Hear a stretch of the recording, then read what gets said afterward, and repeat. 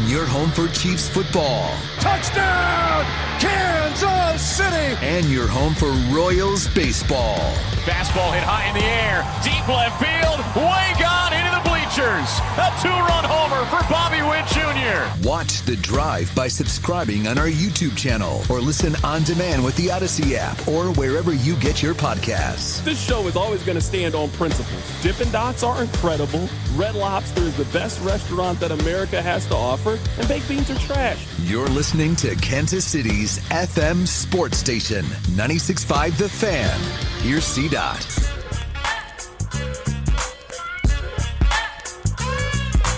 All-Star Week allows us the freedom to do some different things when it comes to the show. Now, at the core of this show, it's a sports show.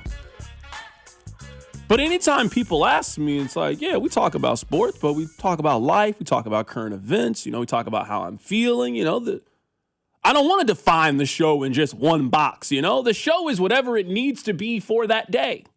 That's what today's show is going to be like. Now, let me tell you, I am dialed in. I got a great night's rest, had a good breakfast earlier today. I feel well rested. I'm good. Energy levels are high. Focus level is high. I don't know if that's the case for Rob. Now, I don't know why these other countries don't accommodate us, but we are working so hard to accommodate them. Why is Spain and France playing at 2 o'clock right now? This should be at 6 or 7. Why is it during work time? I haven't talked to Rob in 3 hours. He was watching YouTube highlights. Just a lot of nonsense is what he's been on. You try to talk to somebody, huh? Rob don't ever say, huh. So I'm focused. And if I say something wrong on the text line, I know you guys will be focused. I don't know if that's the case for Rob. He was talking to me about the Odyssey, and then I didn't hear from him for a very long period of time. So thank you for being here. I appreciate you being here. Another day, another dollar, another edition of The Drive. We are going to start today's show a little bit differently. I mean, Jack Caglione wasn't that great in the home run derby where we got to start with the home run derby. He did hit one to the moon. That upper deck home run was incredible to watch. That was kind of about it. Home run derby was not about him yesterday. But I'm appreciative of you guys being here. My name is Carrington. Rob is here taking you up until 6 o'clock. We appreciate you listening. Before we get into it, I need you guys to do me a couple of favors. Number one, I need you listening to The Drive each day at 2 o'clock. Number two, I need you to tell one friend to check out the show this week for the All-Star Game. Just tell an extra person. You don't got to do that every day, but just during this slow period, how you could really help me, what would be in the best interest of me in the show is if you just could tell one extra person about the show. And remember that today is a Tenderloin Tuesday. Go see our friends over at the other place. All right, this is how I like to start the show today. Because you guys get on me a lot for either things I don't like or things that I don't do. Now, I don't fault you if you're into those things. Like, we're allowed to be into different things. Like, if you enjoy going to swim, that's great. That's not an activity that I participate in. I can't remember the last time that I went swimming. Just not something I participate in. Some of you like to go on roller coasters. You like going on the Mamba and the Detonator and all those things. No, I'm designated purse boy. Hand me the purse. I'll watch your stuff. What do you need me to do? Because I'm not going up there. Oh, what are you going to be doing? Getting a funnel cake? Playing the little carnival games? But I'm not getting up there on that thing. That thing is called the Prowl or the Panther. I don't need to be on anything that sounds like that. No, thank you. Now, you guys get on me for not being an outdoorsman. I'm not a hunter. I'm not a fisherman. I'm not a hiker, a mountain biker, a guy that's going to go on some exploration. I'm not Jacques Cousteau. And you guys always give me a tough time for that kind of stuff. Oh, don't knock it until you try it. And my stance has always been very clear. I'm not going to their habitat. I don't want them to come to my habitat. I live in downtown Kansas City. I don't see a lot of bears walking around. I like it that way. I don't see a lot of poisonous snakes and spiders and critters and creatures. I like it that way. That's my favorite part about living downtown. I try not to go into their habitat. I want to tell you the story about a man that went to the bison's habitat and things didn't go so hot. Terrifying encounter at Yellowstone National Park over the weekend. Look out, bison! This bison barreling towards a man and his grandson and launching the 65-year-old into the air. Moments earlier, the two visitors stopped to take photos of the animal lying in the grass before it began rolling and then charging at a passing car. The park guests spotted running away from the animal, who proceeded to chase them through the trees. The bison catching up, sending the man flying several feet into the air. It went from a little bit of amusing to watch to critical emergency. Photographer Mike McLeod filmed the whole thing before running to help. I stopped the video because I could see that bison was standing over him and he was pumping his head, very aggressive and agitated, and I knew that somebody had to distract that thing. He says he and other campers ran at the bison, chasing it away and then tending to the man who he says was in a lot of pain. The man's family telling NBC News he underwent surgery and remains at the hospital. The park says visitors should stay at least 25 yards away from all large animals. But the photographer who captured it all said the campers appeared to be doing everything right. What are your thoughts when you watch that video? They were doing everything right. They were respectful. And once the bison showed any agitation, they left. And they were just at the wrong time in the wrong place. All right. Let's talk about this. Let's talk about this. Now, I hope that man's perfectly fine. I'm not wishing injury on anybody. None of that. I hope that he's fine. This is exactly why I don't go outside. That's why. If you've seen the video, it's one of the craziest things I've ever seen. This guy, for how concerned you weren't that concerned. You recorded me playing Ring Around the Rosie with this bison and then uploaded him hurling me 8 feet into the air. You didn't have that much concern for my safety and well-being when the bison was hurting me. The video is nuts. If you've seen the video, it's nuts. So this man goes up and they're just taking a picture of the bison. It was like the bison was like an angry celebrity that didn't want to be photographed by the paparazzi and then just went crazy and starts chasing him around, and they start playing Ring Around the Rosie around this tree, and he's 60-something years old, so eventually he lost that game of Ring Around the Rosie, and that bison, I'm telling you, targeting, 15-yard penalty, automatic ejection from the game, hit him up into the air, the guy came down, and at that moment right there, I knew that's why I don't go outside. Y'all are outside playing with these live animals, having no clue their thought process and how dangerous these things really are. That's why I don't go out there. Oh man, it's fun. Let's go outside. I don't even know what a quail is. Why would I go out there? What has that quail ever done to me? If you need a picture of a bison, you better go on the internet. I don't want to go anywhere where bison are walking around free. We're not talking about these are peacocks at the Kansas City Zoo. These are bison walking around in the wild. You're triggering them. You got the flash all in their face. Next thing you know, he got you hurled up in the air like you're a Looney Tunes character. Y'all can have it. There's a whole outdoors out there. I don't want no parts of it. I don't need to go out there. I don't need to see. I don't need to explore. I don't want to know what's at the bottom of the ocean. I don't need to see the Titanic. If I do, I'll just put in the DVD. I don't need to go down there. I don't need to be where the bison roam. I'll read a book. You know, I can't. If you haven't seen that video, it's one of the crazier things I've ever seen. and validates everything how I feel about going out there. You guys tell me how fun these activities are. It looked like that man was having zero fun. He looked like Petey playing running back at T.C. Williams High School. It did not look fun to me. So I just want to tell you to just protect yourself, you know? Because I know some of you will hear this and see that video and keep going out there. You're going to keep swimming in those shark-infested waters.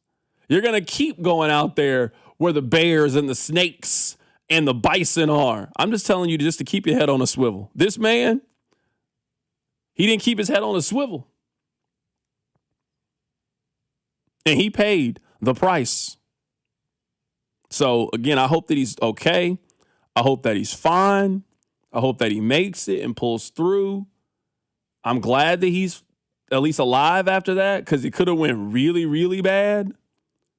But that video is insane. And Rob, every topic that we've ever done about these bison, about these roller coasters, I've never felt more vindicated than I do. Never. In my entire life. Felt more vindicated. This is why I don't go out there. This is why I don't go outside. Because of stories like that. That man was just trying to have a nice, refreshing day at the park. Next thing you know, he went viral. That bison was Uncle Phil, and he was jazz. I don't want to do it. I don't want any parts of it. All right, coming up on this side, let's talk about last night in the home run derby. There were a lot of baseball people who seemed turned off by the format, but I'll tell you, last night's home run derby worked, and I think is a good example of baseball, but also there is just a cloud over the sport that the sport cannot shake. We'll talk about it. Keep it right here, it's The Drive. The Drive is always streaming live on our YouTube channel. If you're a bad tipper, that's okay. You're all right. I'm not here to judge you for that. Just search for 965 The Fan.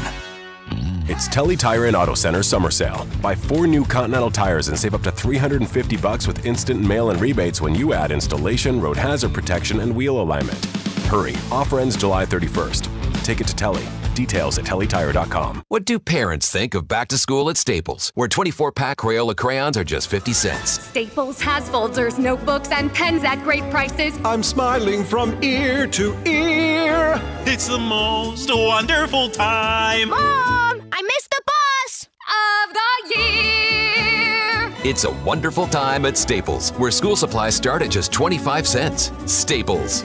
That was easy. Visit your local Staples today or shop online and in the app. Ends 9/12. Exclusions apply. Hey, it's Dusty Likens. The world's game at BetMGM is here. Bet on the soccer showdowns with 2 up early payout so that if you're up 2, BetMGM will pay you. That's right. Let's say you put your money on Leo Messi in Argentina. They go up 2 early in the first half. Well, BetMGM will pay you. That's right. Place a pre-game straight match result bet on any tournament game. If at any point your team is up by 2 goals, you will instantly win your bet. Then enjoy BetMGM's same-game parlays, daily promotions, player props, and so much more for the world's game. You like Ronaldo in Portugal. You like Harry Kane in England. Whoever it may be, don't miss your shot at an early win with 2 up early payout to get paid out if at any point your team is up by 2 goals. Regardless of the final outcome of the match, make it a tournament to remember with BetMGM. BetMGM and GameSense remind you to play responsibly. Gambling problem? Call 1-800-GAMBLER. See BetMGM.com for terms. 21 and older only. Missouri only. New and existing customer offer. Subject to eligibility requirements. Additional terms and restrictions may apply. Please gamble responsibly. Point. Hey, you okay? You don't normally miss those shots. I just haven't been as regular lately, and it's making me feel sluggish. You should try Metamucil. It's been a game changer for me. Metamucil's plant-based psyllium fiber helps trap and remove the waste that weighs you down. Ace, you're moving better than you were last week. Definitely. Metamucil keeps you moving. These statements have not been evaluated by the Food and Drug Administration. This product is not intended to diagnose, treat, cure, or prevent any disease. Learn more at Metamucil.com. And the match is about to begin. Most of the team is out with COVID-19, so there'll be some substitutes tonight. What's this? We have an unexpected guest on the field. It's a dog. Well, they could do with extra players. She's going for the ball. Are front paws hands or feet? Soccer season is full of surprises, and COVID-19 could be one of them. If you test positive, prescription medications may help. Ask your doctor if they're right for you. Learn more at PfizerForAll.com. Sponsored by Pfizer. Post Malone presents the Big Ass Stadium Tour. Returns for Part 2 with special guests Jelly Roll and Carter Faith. 9-time Diamond Certified Phenomenon, Post Malone. Live this Wednesday at Kauffman Stadium. Get tickets now at postmalone.com. The Big Ass Stadium Tour Part 2. This time, it's even bigger. T-Mobile has an exclusive bundle for customers 55 and up. I'm Sarah Bowl. Yeah, I'm Frank Bowl. A reliable network is key for us. And with T-Mobile, it's been wonderful. And going to the 55 plus plan saved us so much money. A lot. And that's important. Trying to keep costs down. The home internet's been perfect. It's fast, it's quick. The setup was so easy, it took less than 15 minutes. It was like, ta-da! If you want simplicity, coverage, reliability, you want the whole package, T-Mobile has it. Right now, T-Mobile customers 55 and up can get 2 phone lines on America's best network, plus America's fastest 5G home internet for just $30 each. $30 per month each line with autopay plus taxes and fees. Minimum age 55. Pricing for home internet rely on 2 lines of Essentials Choice 55. $35 connection charge per line required. Best mobile network and fastest 5G home internet based on analysis by Ookla of Speed Test Intelligence Data 2H 2025. All rights reserved. Sometimes historic events suck. But what shouldn't suck is learning about history. I do that through storytelling. History That Doesn't Suck is a chart-topping history-telling podcast, chronicling the epic story of America, decade by decade, from the 18th century to the 20th. Original music and immersive sound design accompany us on our storytelling journey. Listen to and follow History That Doesn't Suck, an Odyssey podcast, available now on Apple Podcasts, Spotify, or wherever you get your podcasts. You're listening to 96.5 The Fan from the DM Injury Law Studios. Mike's got this. Car, truck, or motorcycle wreck? Remember, Mike's got this. 816-888-7500. Mike's got this. Hey, it's Jack Caglione from the Kansas City Royals. Welcome back to The Drive with C-Dot on 96.5 The Fan. All right, let's talk a little bit about baseball, and I think a little bit of this is state of the game. I think a lot of times in sports, we are kind of conditioned to talk about what we don't like or who we don't like in sports. You know, a lot of people have a problem with Adam Silver, who's the commissioner of the NBA. Roger Goodell isn't the most popular person in the world, but I think most people would agree that Roger Goodell has done a very good job as the commissioner of the National Football League. Rob Manfred has really transformed baseball over the last decade or so. Now, I feel there was a time for probably about 5 years.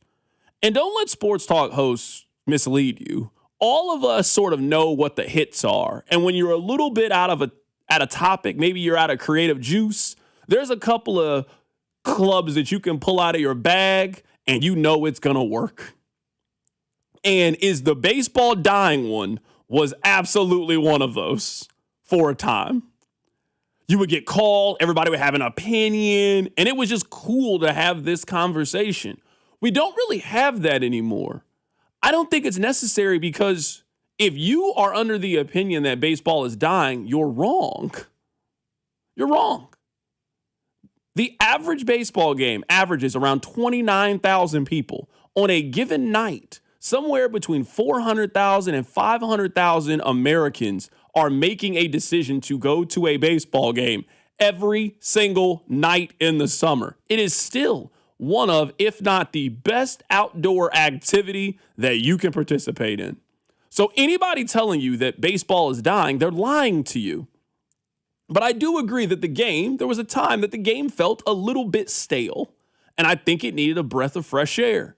Now, I remember people fought on some of these ideas at almost every single turn, but in the end, they've been the right ideas. Do you guys remember when baseball decided, hey, a lot of people are on their phones at these games, so maybe we should put up a net, and that net should extend a little further out? Rob, you remember when people were arguing adamantly, well, just pay attention. What are we doing here? Your enjoyment of the game is not restricted by them putting up this net that is there for your safety because the baseballs are coming off the bat at 115 miles an hour. And maybe even if you're not on your phone, you are not athletic enough are fast enough or coordinated enough to move out of the way of the baseball. So why don't we just eliminate that and put up a net? People argued it and fought it. It was the right decision. People hated the idea of the pitch clock. If you were on the opposite side of the pitch clock, you were wrong. There's no other way to put it. You're wrong. I like the ghost runner rule in the extra innings. Now, I don't think it should exist in the postseason, but in the regular season, yeah, I'm all for it. You don't need to be out here. It's May. What are we doing?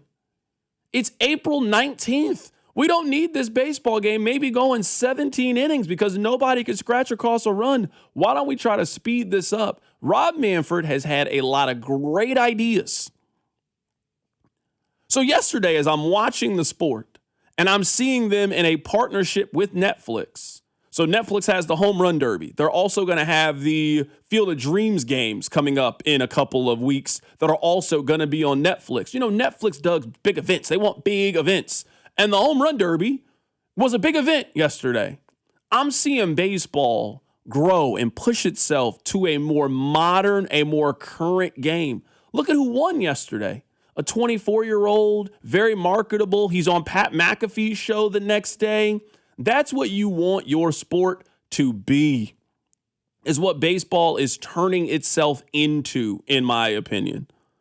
But I think it is very difficult to deny that there is a cloud that is hanging over the sport because we are clearly heading towards a lockout. Like, I think it is obvious that we are heading towards a lockout. They almost said it this past weekend. So maybe you haven't been keeping up with the quotes, and that's why I'm here. I'm here to keep up with the quotes. Hold on, we got a penalty kick here coming. Hold on, I'll continue my thought here in a bit. Spain just scored their first goal of the game. It is 1-0 Spain, a penalty kick. Who just made that PK, Rob? I don't know how to pronounce the name, but Yamal drew the penalty in the box, which led to the PK. You should have to kick the PK if you are the one that gets the foul.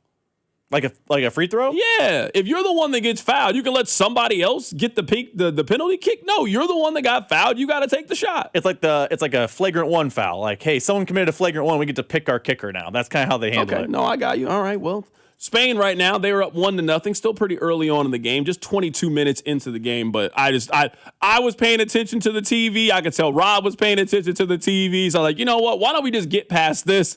And then we can just get back focused on what we were talking about. So these were the comments from Major League Baseball Players Association. So the Major League Baseball Players Association, they have a new person.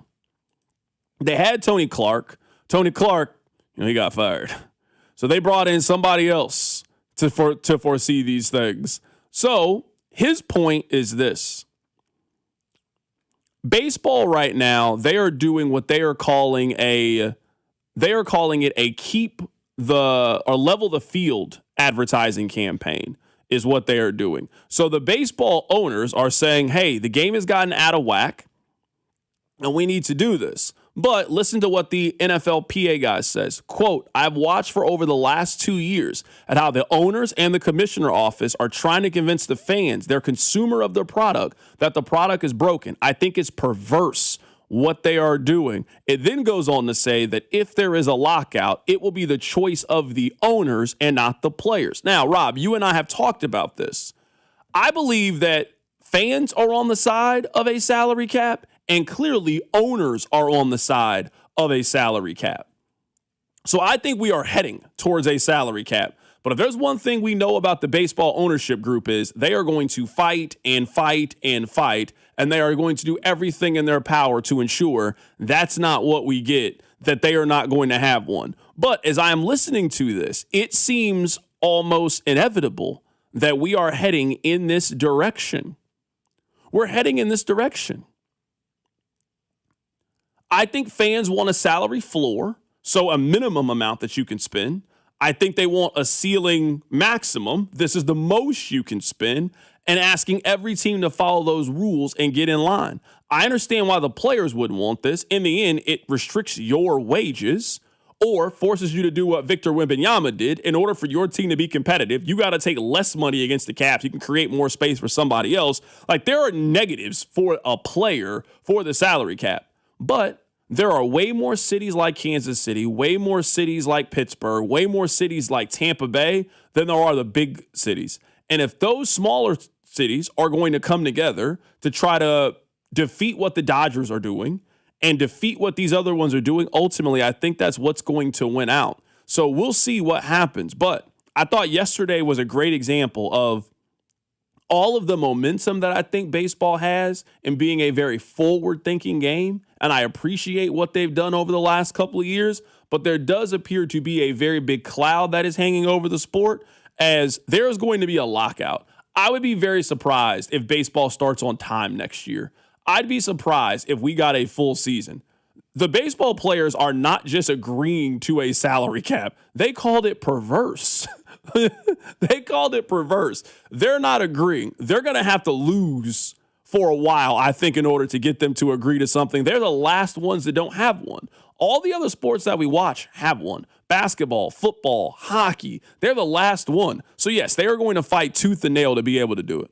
I understand why players hate a cap, but a floor seems beneficial to the players for me. Force the owners to spend some money, but that is strong language. Accusing the PR campaign of being perverse on behalf of the commissioner and the owner, and accusing the commissioner of being in the pocket of the owners is very strong language in the MLBPA at an event where you thought maybe some inroads could be made because owners and leadership of the union would be in the same place at the same time.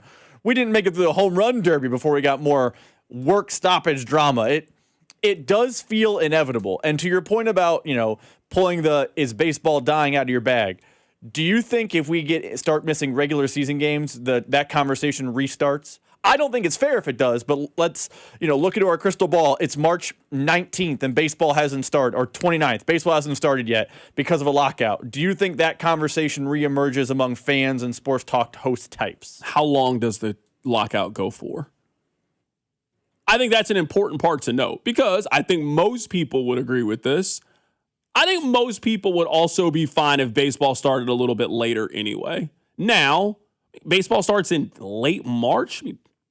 The March Madness is still going on when basketball is happening. So if you're telling me that this lockout goes, let's say, to early part of May, middle of May, I don't think you'll see a lot of backlash from the fans. Now, when it gets into the summer, your kids are out of school, and these are when you usually would start going to a game or two and you don't have that. Yeah, I think you'll see a little bit more of a pushback. But I just think this is going to be a very tough uphill battle. I mean, someone here, text line 913-586-7965. The players thinking they have leverage is hilarious. The owners write the checks. They are nothing more than employees. I mean, the players absolutely have leverage. You can't replace them. You're going to watch them. So the leverage that the player have is their services. And let's not make it seem like the owners win all of these negotiations. The reason why it's 2026 and baseball is the only one that doesn't have a salary cap is the players have shown we're fine not showing up to work. So both sides to me have leverage here. If you own the Royals, you're only making money if the Royals are playing. You ain't making no money with them not playing. You're not making money at the Battery if you're Atlanta, if the players are not showing up to work. That's why people are going to the bars. That's why they're paying the parking. That's why they're getting the hot dog and the beers and all the other thing. Like, these billionaires are not spending the amount of money on these baseball teams because they're not profitable. They spent $1 billion for the Royals. The Dodgers just sold recently. How much did the Dodgers go for? I forget the number. I can look it up real quick. I mean, the Royals going for $1 billion does illustrate your point. But yeah, so the guy just replied, CDOT, they don't have anywhere else to go. I think you're just misunderstanding with the point of a lockout and a wages of services. By the way, it was 2012, so 14 years ago, the Dodgers were sold for a purchase price of $2 billion. That was 14 years ago. So yeah, I just don't want to make it seem like the players have absolutely no leverage. Like, the players have leverage.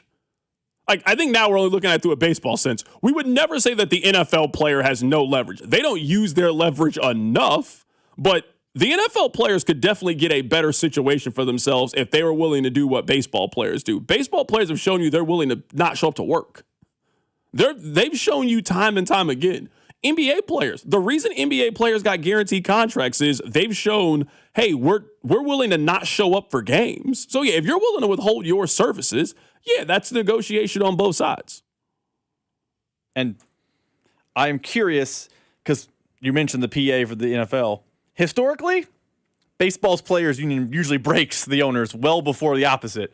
The owners seem steadfast on a cap. Maybe they don't get everything they want. Maybe deferred contracts still exist. I don't know. But if ownership doesn't get their cap, I don't think the lockout ends. Or maybe they don't get a soft cap or some sort of, situation. I think the players are going to have to budge for sure. Correct. I think they're going to have to budge. And historically, the players don't budge. The player in baseball, the players have been the immovable object.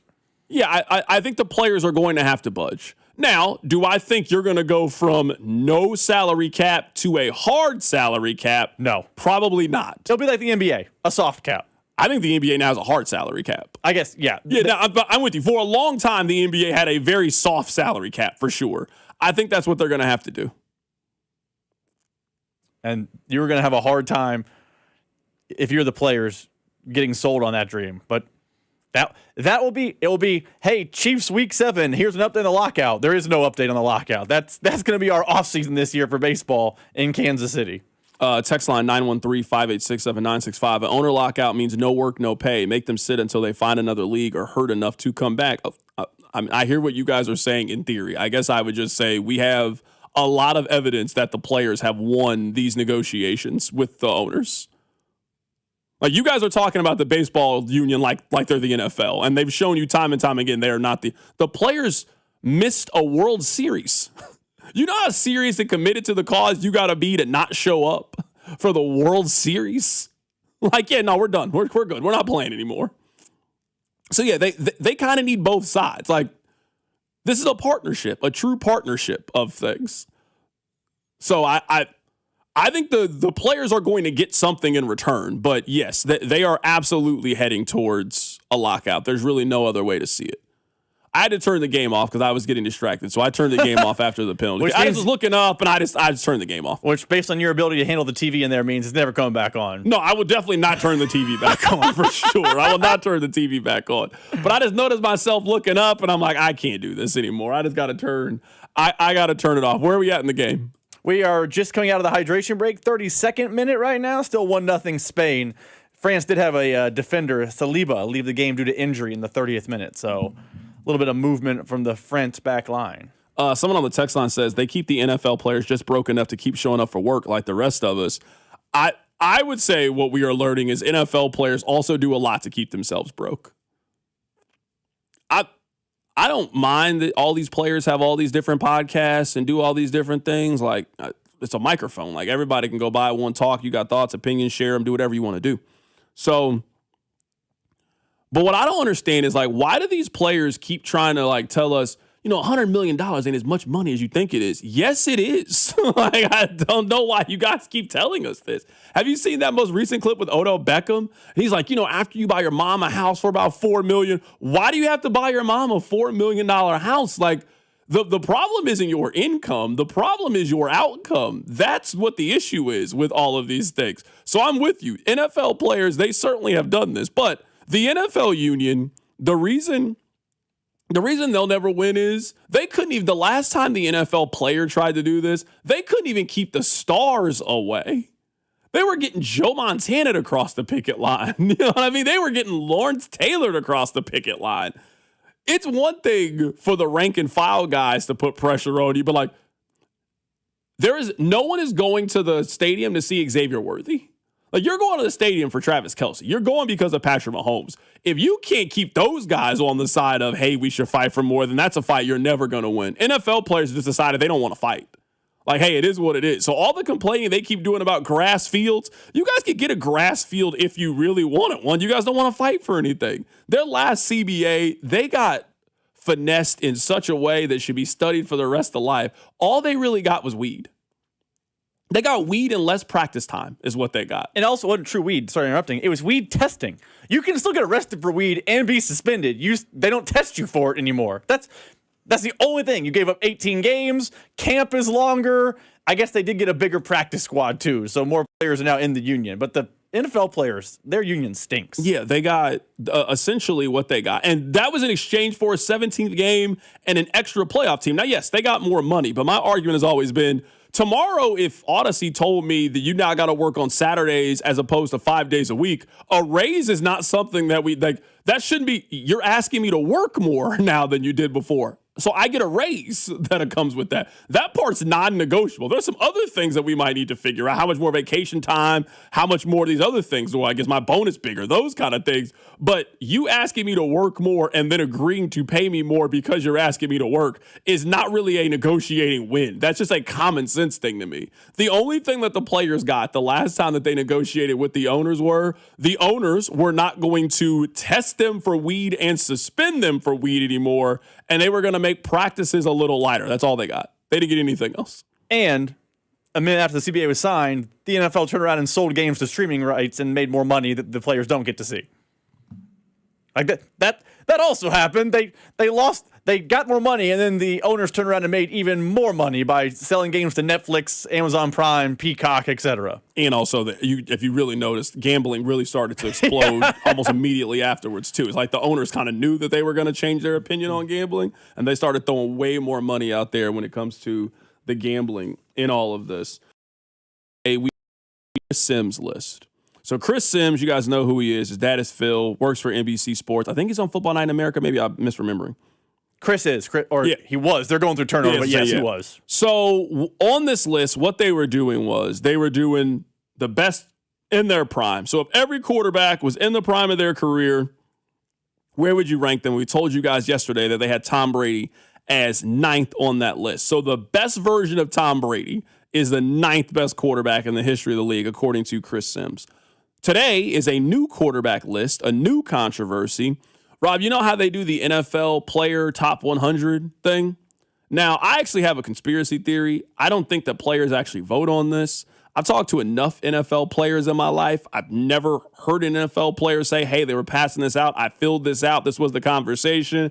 I just think that the NFL players thing, I think it's completely made up. I think it's rigged. I think it's just a television show. But on this list, Lamar Jackson has now shown up. They had Lamar as the 69th best player in the league. 69th. He was behind Courtland Sutton on this list. He is behind Courtland Sutton. Rob, what are we doing? Regardless of how you may feel about Lamar Jackson and not winning a championship or this thing or that, whatever it is, regardless of how you feel about Lamar Jackson, there's 68 players in the league better than Lamar. Stop it. What are we doing here? This is to upset us. The purpose of this list is to get us angry. It's to get us arguing about something.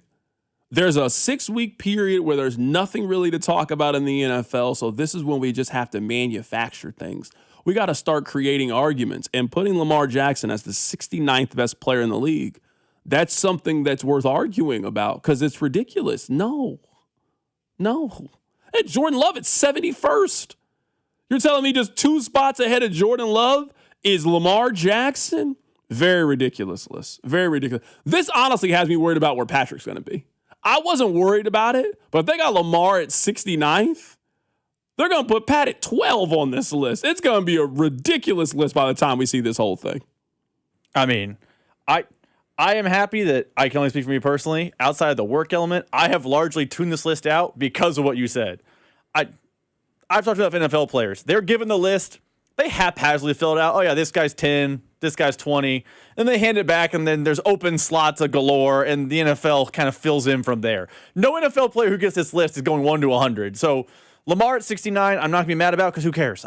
It's a stupid, made-up list, but Lamar at 69 is nonsensical. And in a week or two, when Mahomes does come in at 12, it's going to have people all hot and bothered. Remember this. No one cares. The list doesn't mean anything. It's totally useless and made up. Coming up on the other side, we're going to update you on one of my favorite soap operas happening in sports right now. We'll get to it. Keep it right here. It's The Drive. You're listening to The Drive with Carrington Harrison, the go-to show for dating advice you didn't ask for. If you got to ask your girl to help on the bill on Valentine's Day, you've done something wrong. On your home for Kansas City sports, 96.5, The Fan.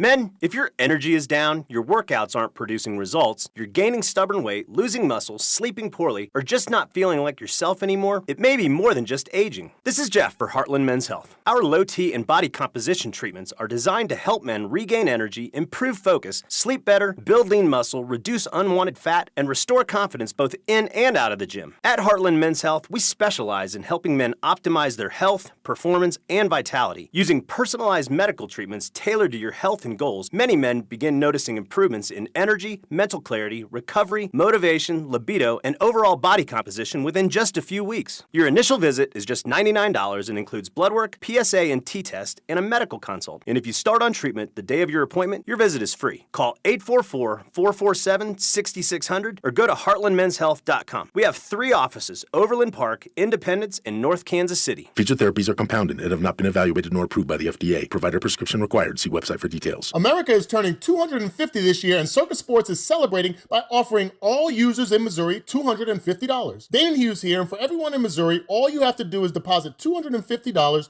on your Circus Sports app. Then play through that deposit. Once you do, Circus Sports will reward you with $250 right in your account. This is available for everyone in Missouri, new and existing users. Celebrate 250 years and find out more at circusports.com today. Must be 21 or older in Missouri. Gambling problem? Call 1-800-GAMBLER. Conservative, family man, author of The Bald Plan to Reduce Property Taxes.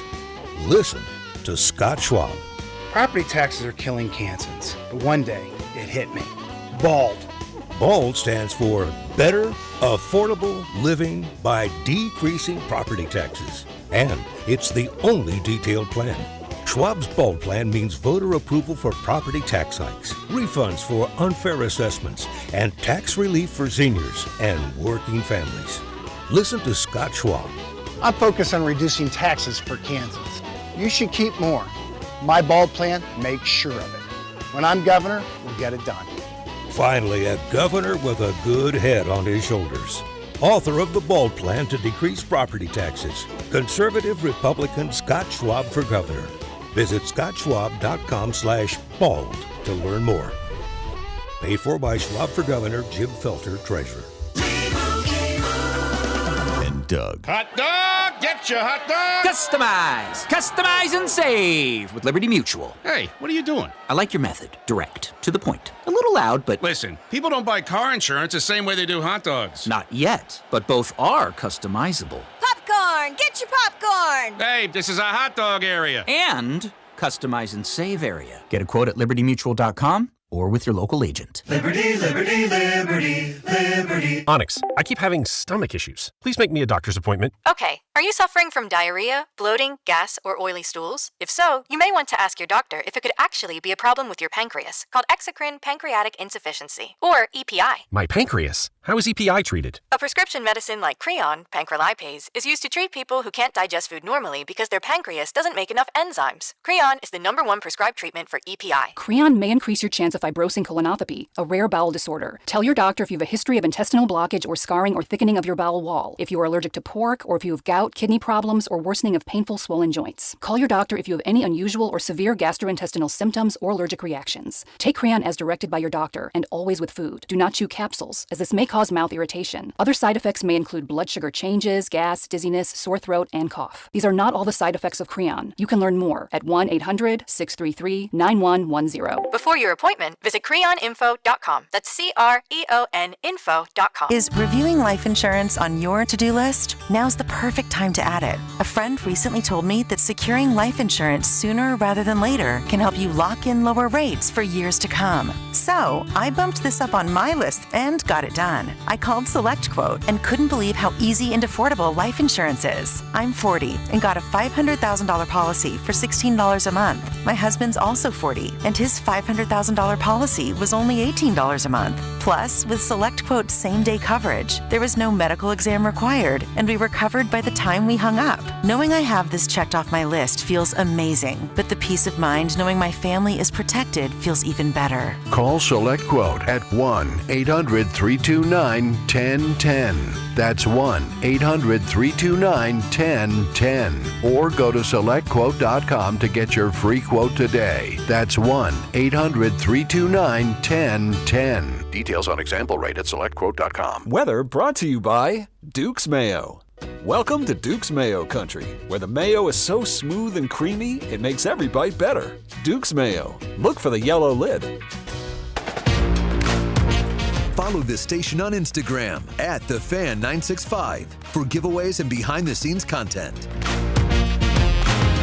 I am fascinated by this Tyler Hero Bam Adebayo story. Maybe you're not, and that's perfectly fine. But it fascinates me. It really does. I love the drama of it. I love the internet, social media portion of it. I'm a fan. Now, if you guys don't know, let me give you a real quick and speed through it. Bam Adebayo and Tyler Hero both used to play on the Miami Heat. Tyler Hero got traded to the Milwaukee Bucks. Tyler Hero was talking to somebody on Instagram about Bam Adebayo. That person then took a screenshot and posted it on the internet. Bam Adebayo and Tyler Hero were both in Las Vegas this week, and they got into a physical altercation. So we have our first comment, Rob, from Tyler Hero. Quote, "Honestly, I just want to move past all of it. I'm focused on Milwaukee and trying to build something special. They obviously just traded the greatest player in their team history, so we want to come in and continue to help what they've already been doing. I'm so excited to go home and prove everyone wrong, but just be able to represent the city and state that I've always wanted to since coming out of school." He lost. You don't talk like that about a fight if you won the fight. If somebody asks you, hey, what happened to that fight this week? And you say, I just want to move on from it. You got beat up in the fight. Is that a safe assumption? Or your PR team constructed that comment. That is PR 101. Try to make it go away by acting like it didn't happen. No, it happened. And eventually we're going to get the video of it happening. If there's one thing you know about Vegas, they are always watching you. There are cameras everywhere. So trust me, there is video of Tyler Hero and Bam Adebayo's altercation, and we will eventually see it. So Ramona Shelburne, now, every NBA person trying to figure out more about it. So, quote, "Sources with knowledge of the encounter told ESPN that Bam struck Tyler Hero near his chin, although descriptions of the nature of the physical contact is in some dispute." That actually sounds like a fight. You know how things will sound way worse? You see, they're like, hold on, like, you didn't really beat that guy up. You got a good little swing in, but you didn't really just haul off and clock the guy. So that actually makes a lot of sense, depending on where you're hearing the story from. It then goes on that Tyler Hero did not get knocked to the ground, according to sources with knowledge of the interaction, but he did have to get restrained by others in the gym for responding physically. Hold on. This doesn't even sound realistic to me in a fight. You're standing next to Bam. Bam hits you. Then you're telling me it was instantly broken up and they held you back? No, come on now. I don't believe this. I'm not buying it. Now, I believe once you realized that you were safe and out of danger, now you were like, hold me back, hold me back. I believe that happened. But I refuse to believe you were face to face. He swung on you and then instantly somebody got in between you and there was no chance at retaliation. You got beat up. That's okay. Everybody loses a fight at some point in their life. But it sounds to me like you lost. He smacked you or hit you in some capacity. That's what I think happened. I mean, it doesn't surprise me. He lost. He's given up, 6, 7, 8 inches? He got beat up. And probably they're 40, 50 pounds. But yeah, his statement does read like, please stop talking about it. Go away. Don't look into the video. I'm focused on something else. Leave me alone. That's PR for what his statement said. I want to play audio for you guys. We're jumping around today.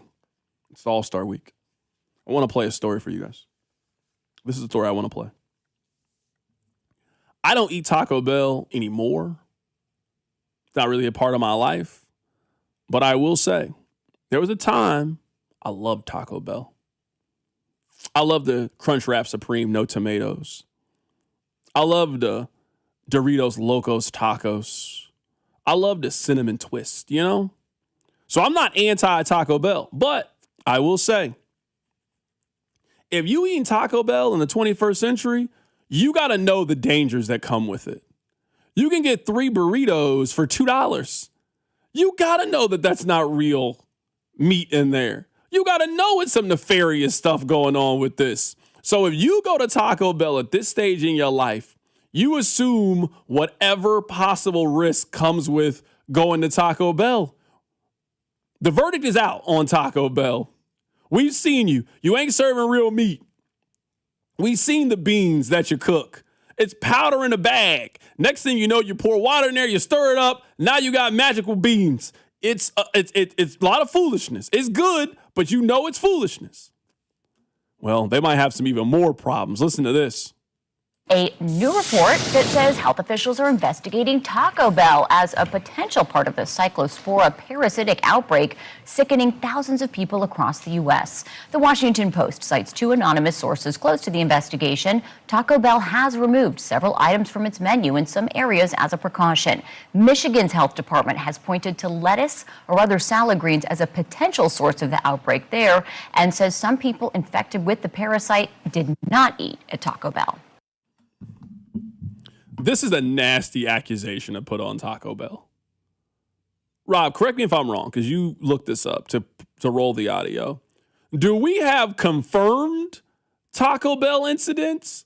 Because it seems to me like we're picking on Taco Bell a little bit. There's a little bit of a food virus going on right now. Everybody's worried about it. Everybody's fearful of it. I get it. You want to stay healthy. I mean, food poisoning is one of the worst things that you can have. Your stomach in there doing some on biles, doing backflips. Nobody wants that. Nobody wants to be in that situation. Struggling. Why are we throwing this accusation on Taco Bell? Do we have a confirmed case? Somebody ate some Taco Bell and now they're very, very sick. It just seems to me like we just found a restaurant that we knew we could get this joke off. We knew that we could kind of poke some fun at. We would not do this to McDonald's.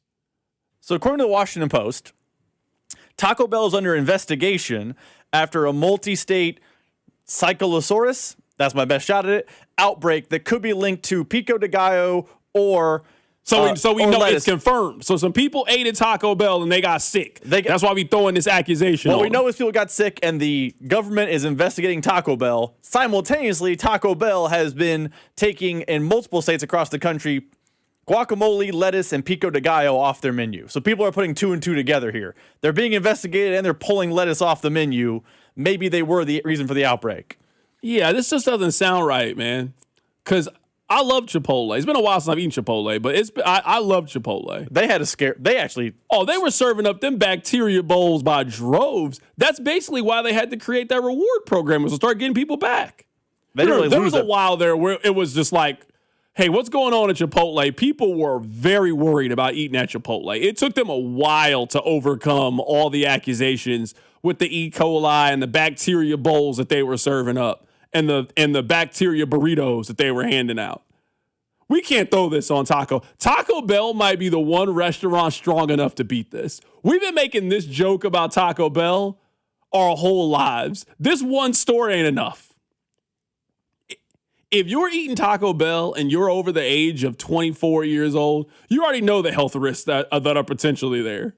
You know the health risk. Now, if you're a kid and you eating Taco Bell, you don't know yet. You know, we all went through a chalupa phase. We all went through a Baja Blast phase. You know, all of us loved Taco Bell at one point. But now that you older, you 35 with kids, you got to watch what you eat a little bit. If you go in there and get 3 soft tacos from Taco Bell, you can't be mad that now you got a stomach issue. You can't be surprised that you got a stomach issue. We were literally joking that Taco Bell wasn't serving real meat 2 years ago. This was like a known joke around. I mean, if Chipotle can bounce back, Taco Bell will bounce back. I'm not worried about it. I'm not a Taco Bell lover, but if you're like, hey, Rob, rank your fast food restaurants, Taco Bell's probably in the top 3. Elite menu, depth of quality. I might be out right now, but they're not going to run me away. If Chipotle can welcome me back after their E. coli scare, Taco Bell will be just fine. I mean, there was a rumor. I just typed into Google. There was a rumor 3 years ago that now they ended up finding out that wasn't the case. But the Taco Bell, in terms of real meat, it is 88%. The rumor was that it was 35%. Now, they say out of the 88% of real meat, The other 12 are spices and food additives. So that's how you get to 100%. So it's 88% real meat, not 35%. 35% was crazy. Now, I don't know if it's right or wrong, but I'm just saying is these accusations were already out there that the meat in your taco was fugazi from the beginning. So you cannot be shocked if you go to Taco Bell and now your stomach hurt. You can't be shocked. You assume that risk. You check the terms and conditions on that box when you decided to go get Taco Bell. You got to live with whatever comes with that decision. You have to. All right, coming up on the other side, we will celebrate the All-Star Game being here in Major League Baseball. We'll do that next. Keep it right here. It's The Drive. The Drive with Carrington Harrison on your home for Kansas City sports. 96.5, The Fan. They call this one Bill. Whoa, aliens? Am I in a spaceship? Affirmative, Bill. What's with the laser saw? Relax. We are cutting our bill in half. What? An Xfinity mobile transmission says you can cut your bill in half. Oh, your mobile bill, not me, Bill. Xfinity Mobile also says we can try it free for a year. Free. Yes, with no commitment. Can we put the saw away? I am reluctant. But we will find another being to bisect. That's not sci-fi. It's Xfinity Mobile. Xfinity Internet members cut your mobile bill in half. Plus, try Xfinity Mobile free for a year. No commitment. Learn more at xfinitymobile.com. Xfinity. Imagine that. Restrictions apply. Xfinity Internet required. Savings compares one line of Xfinity Mobile Select to comparable plans from T-Mobile, Verizon, and AT&T as of 3/24/26. Taxes, fees, extra. $30 monthly discount limited to new mobile customers only. After 12 months, regular rates apply. Only 4 teams remain in the FIFA World Cup, and there's no better place to be than Kalshi, America's #1 prediction market platform. There are only 4 teams remaining, as we had mentioned. France is currently trading at a little over 40%, meaning a $100 trade could net you $239 in profit. I've been saying since the beginning of the tournament that I liked them, so you can imagine I still do, at least at that probability. See what everybody's trading at over on Kalshi, because on Kalshi you're trading against peers in a live market, meaning there is no house, and the probability changes. You can buy in and out of your position. For a limited time, download the Kalshi app and use promo code TAPP, T-A-P-P, to get $10 when you trade 10. Kalshi, Kalshi, trade the beautiful game. 18 plus only. Restrictions and eligibility requirements apply. Event contract trading involves risk and may not be suitable for all investors. Prices, values, and available markets may differ from those mentioned. For more information, see kalshi.com/regulatory. When I got a new car, I thought my insurance premium would increase and empty my bank account. Like if a tween won the lottery. I've invested most of my winnings in chicken tenders because they're bomb. But bro, I bought a house and it's sick, bro. I'm thinking the floor is gonna be all trampoline, bro, with the helipad on the roof. The contractor said it's structurally unsound, but they're just being babies. But switching to Geico saved me hundreds, so my bank account is safe. It feels good to save some hard-earned cash. It feels good to Geico. Right, soccer fans, listen up. If you'd like a proper celebration, come on, you know where to go this summer. Gordon Ramsay Steak inside Harrah's Kansas City is the place to be. Now, we're talking beautiful marble cuts, cooked to absolute utter perfection, and flavors you can't get anywhere else. Stop settling for mediocre and let me help you. Come in, sit down, and let my team show you how to cook a proper steak. Now, 21 or older to gamble, know when to stop before you start. Gambling problem? Call 1-800-GAMBLER. For all the things you have to do and places you need to be, let Uber take you there. Because you had just one more 3 rounds ago. Because the 5 a.m. flight seemed like a good idea at the time. Because check engine lights always appear at the worst possible times. And because parking downtown is a nightmare. Because there are nights out, airport trips, and car troubles in your area, there are drivers in your area. Uber. Request a ride today. Wait time varies. Terms and conditions apply. See app for details. It's Telly Tire and Auto Center summer sale. Buy 4 new Continental tires and save up to $350 with instant mail-in rebates when you add installation, road hazard protection, and wheel alignment. Hurry. Offer ends July 31st. Take it to Telly. Details at tellytire.com. This is the story of the one. As a maintenance engineer at a beverage manufacturing plant, he starts his day knowing every line is ready to run because Grainger delivers the industrial-grade products he needs to keep mixers, conveyors, and packaging equipment moving. With Grainger's vast selection of bearings, belts, and motors, he keeps operations running smoothly, so nothing grinds to a halt. Call 1-800-GRAINGER, click Grainger.com, or just stop by. Grainger, for the ones who get it done.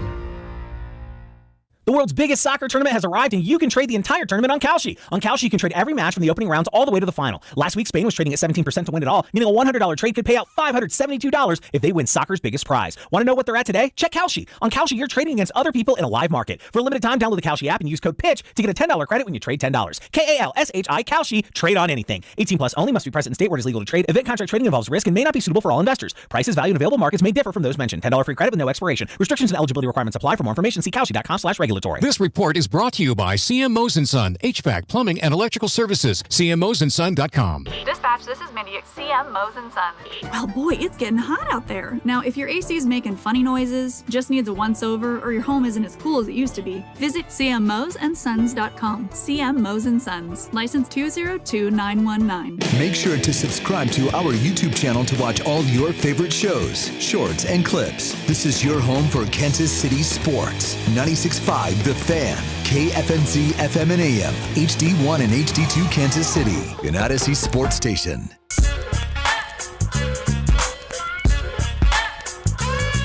All right, you know what? We love to take nostalgic trips down memory lane, so why don't we do that? Rob, let's go through the last 30 years of the All-Star Game, just for fun purposes. 1996, funny enough, it was in Philadelphia. The National League All-Stars, Lance Johnson, Barry Larkin, Barry Bonds, Fred McGriff, Mike Piazza, Dante Bichette, Chipper Jones, Craig Biggio, John Smoltz, Bobby Cox was the manager. The All-Stars for the Americans, Kenny Lofton, Wade Boggs, Roberto Alomar, Albert Bell, Mo Vaughn, Pudge Rodriguez, Cal Ripken Jr., Brady Anderson, and Charles Nagy was the starting pitcher. Mike Hargrove was the manager. Which lineup do you like more? Is it that AL team or that NL team? Is that the year Brady Anderson was on roids and randomly hit 52 home runs? It is. I do think the NL lineup is stronger, but if you're telling me I get roid monster Brady Anderson, that makes it tougher. But I would take the NL lineup of the two. We're going to go 25 years ago. These were the teams. This was in 2001. This All-Star game was in Seattle. This was in Safeco. Was this the last Cal Ripken one? Yeah, because he homers. He hits the home run. Yeah, this is the Cal Ripken one. He hits the home run. The American League All-Stars. Ichiro, Alex Rodriguez, Manny Ramirez, Brett Boone, Juan Gonzalez, John Olerud, Edgar Martinez, Cal Ripken Jr., and Pudge Rodriguez. Roger Clemens was on the mound. The National League All-Stars, Luis Gonzalez, Todd Helton, Barry Bonds, Sammy Sosa, Larry Walker, Mike Piazza, Chipper Jones, Jeff Kent, and Rich Aurelia. I've not heard that name in a very, very long time. Randy Johnson was the starting pitcher for that one. The American League All-Stars won that game 4-1. You're right. That's the game that Cal Ripken Jr. hit the home run. That's a really, really fun All-Star game. I would take the AL again, but yeah, that's one as a kid stands out like the All-Star game because it was Cal's final run. Let's see what he can do, and he grooved him one. Oh, yeah. Remember that one? They threw that one right down the middle, right down. Cal, don't miss it. It's coming right down Main Street. Yeah, they threw him a just absolute meatball in that one. That was also the one where I think he was supposed to be the third baseman, but he and A-Rod switched. Moved. Yeah, I remember that. Just have the nice moment for Cal. I remember that. All right, so 2006, so this is 20 years ago. This All-Star game was in PNC Park. This is what we had. The American League, Ichiro, Derek Jeter, David Ortiz, Alex Rodriguez, Vladimir Guerrero, Pudge Rodriguez, Vernon Wells, Mark Loretta, and Kenny Rogers. I've not done this exercise. I find it hard to believe that we're going to find a 1 through 6 better than what I just named. From Ichiro all the way down to Pudge Rodriguez, that's a solid all-star team. I've never asked you this before because I don't think we've ever had this problem doing the show. Did you like when the All-Star game counted for home field advantage? Because that's around the time I think it started counting, like 06, 07, and it was stupid. I hated it. Yeah, I mean, I've never thought that baseball's a game that presents itself for both teams trying. I always felt like it was an overreaction to a tie, which we just hate ties so much in our community. So the fact that the All-Star game, we had to do something about it. Like, no, it was a fun, well-played game. Nobody won. I'm perfectly fine with that. Like, we can't find another reason to break the tie when it comes to that. But, like, it's not like the baseball All-Star game has ever been 22-20. Like, it's a real, genuine, actual baseball game. There was never a reason to throw meaning to it. I 100% agree. And like I said, I think it was around that time we started having it matter because then it was like, oh, when the NL is hosting the All-Star game, the pitcher has to hit. Look what this means for the World Series. And I remember thinking, like, you're bringing in Mike Sweeney in the ninth inning of these games that matter. That's not how you handle baseball. No offense to Mike Sweeney, but I hated it so much. So the National League All-Stars that year, Alfonso Soriano, Carlos Beltran, Albert Pujols, Jason Bay. I don't remember Jason Bay at all. Pirate. That's why he was batting fourth. He was a Pirate. Yeah, I just don't remember him at all. Edgar Renteria, David Wright, Chase Utley, Paul LaDuca, Brad Penny. The starting pitchers were Kenny Rogers and Brad Penny. Not one of the stronger years for the All-Star game when it comes to the pitching matchup. I've always really liked David Wright. I remember when I was a kid one year, I don't really remember why we were there, but we were in Norfolk, Virginia. I think one of my parents had a conference. So we were in Norfolk, Virginia. We were there for a whole week. So just imagine you're like 13 years old and you're in Norfolk, Virginia for a whole week. And I remember I went to a minor league baseball game. It was like the Norfolk Tide or Wave because it's right on like the water, and they got like a Navy base over there. And David Wright made his minor league debut there, and I watched David Wright play. And ever since then, I was a David Wright fan because I felt like I saw him from the very, very beginning. So I'm happy that David Wright's in this lineup. There's a lot of Hall of Famers, or what could be Hall of Famers in that lineup. Not Brad Penny and Kenny Rogers. They're not going to be close to that, but like Chase Utley was probably going to end up in the Hall of Very Good. Maybe he might be in the Hall of Fame now. Like there's a lot of really good players on an NL team. Like it's not a strong 1 through 6. There's a stronger depth of All-Star on that team. Someone said, who are the Royals All-Stars on this list? Back in 2006, Mark Redmond was actually the All-Star representative for the Kansas City. That's a point of embarrassment for Royals fans. I know we joke about like Mark Redmond was an All-Star. That is an absolute disgusting point of embarrassment for Royals fans that happened. Let's move to 2011. So this is 15 years ago. This is the All-Star game, and this was the lineup. This is when, I ain't gonna lie, it starts to get a little watered down to me. Like, the players aren't as great. So, for the American League, Curtis Granderson, Asdrubal Cabrera, Adrian Gonzalez, Jose Bautista, Josh Hamilton, Adrian Beltre, David Ortiz, Robinson Cano, Alex Avila, Jared Weaver got the start for the American League that year. Remember whenever Mike Sweeney beat him up? No, I think it was Jeff Weaver. He beat up one of these Weaver boys. I don't know which one it was. It might have been Jason Weaver, Jeff Weaver, Jared Weaver. I don't know. He definitely beat up a Weaver. I thought it was Jeff, but he beat up somebody. He beat up a Weaver.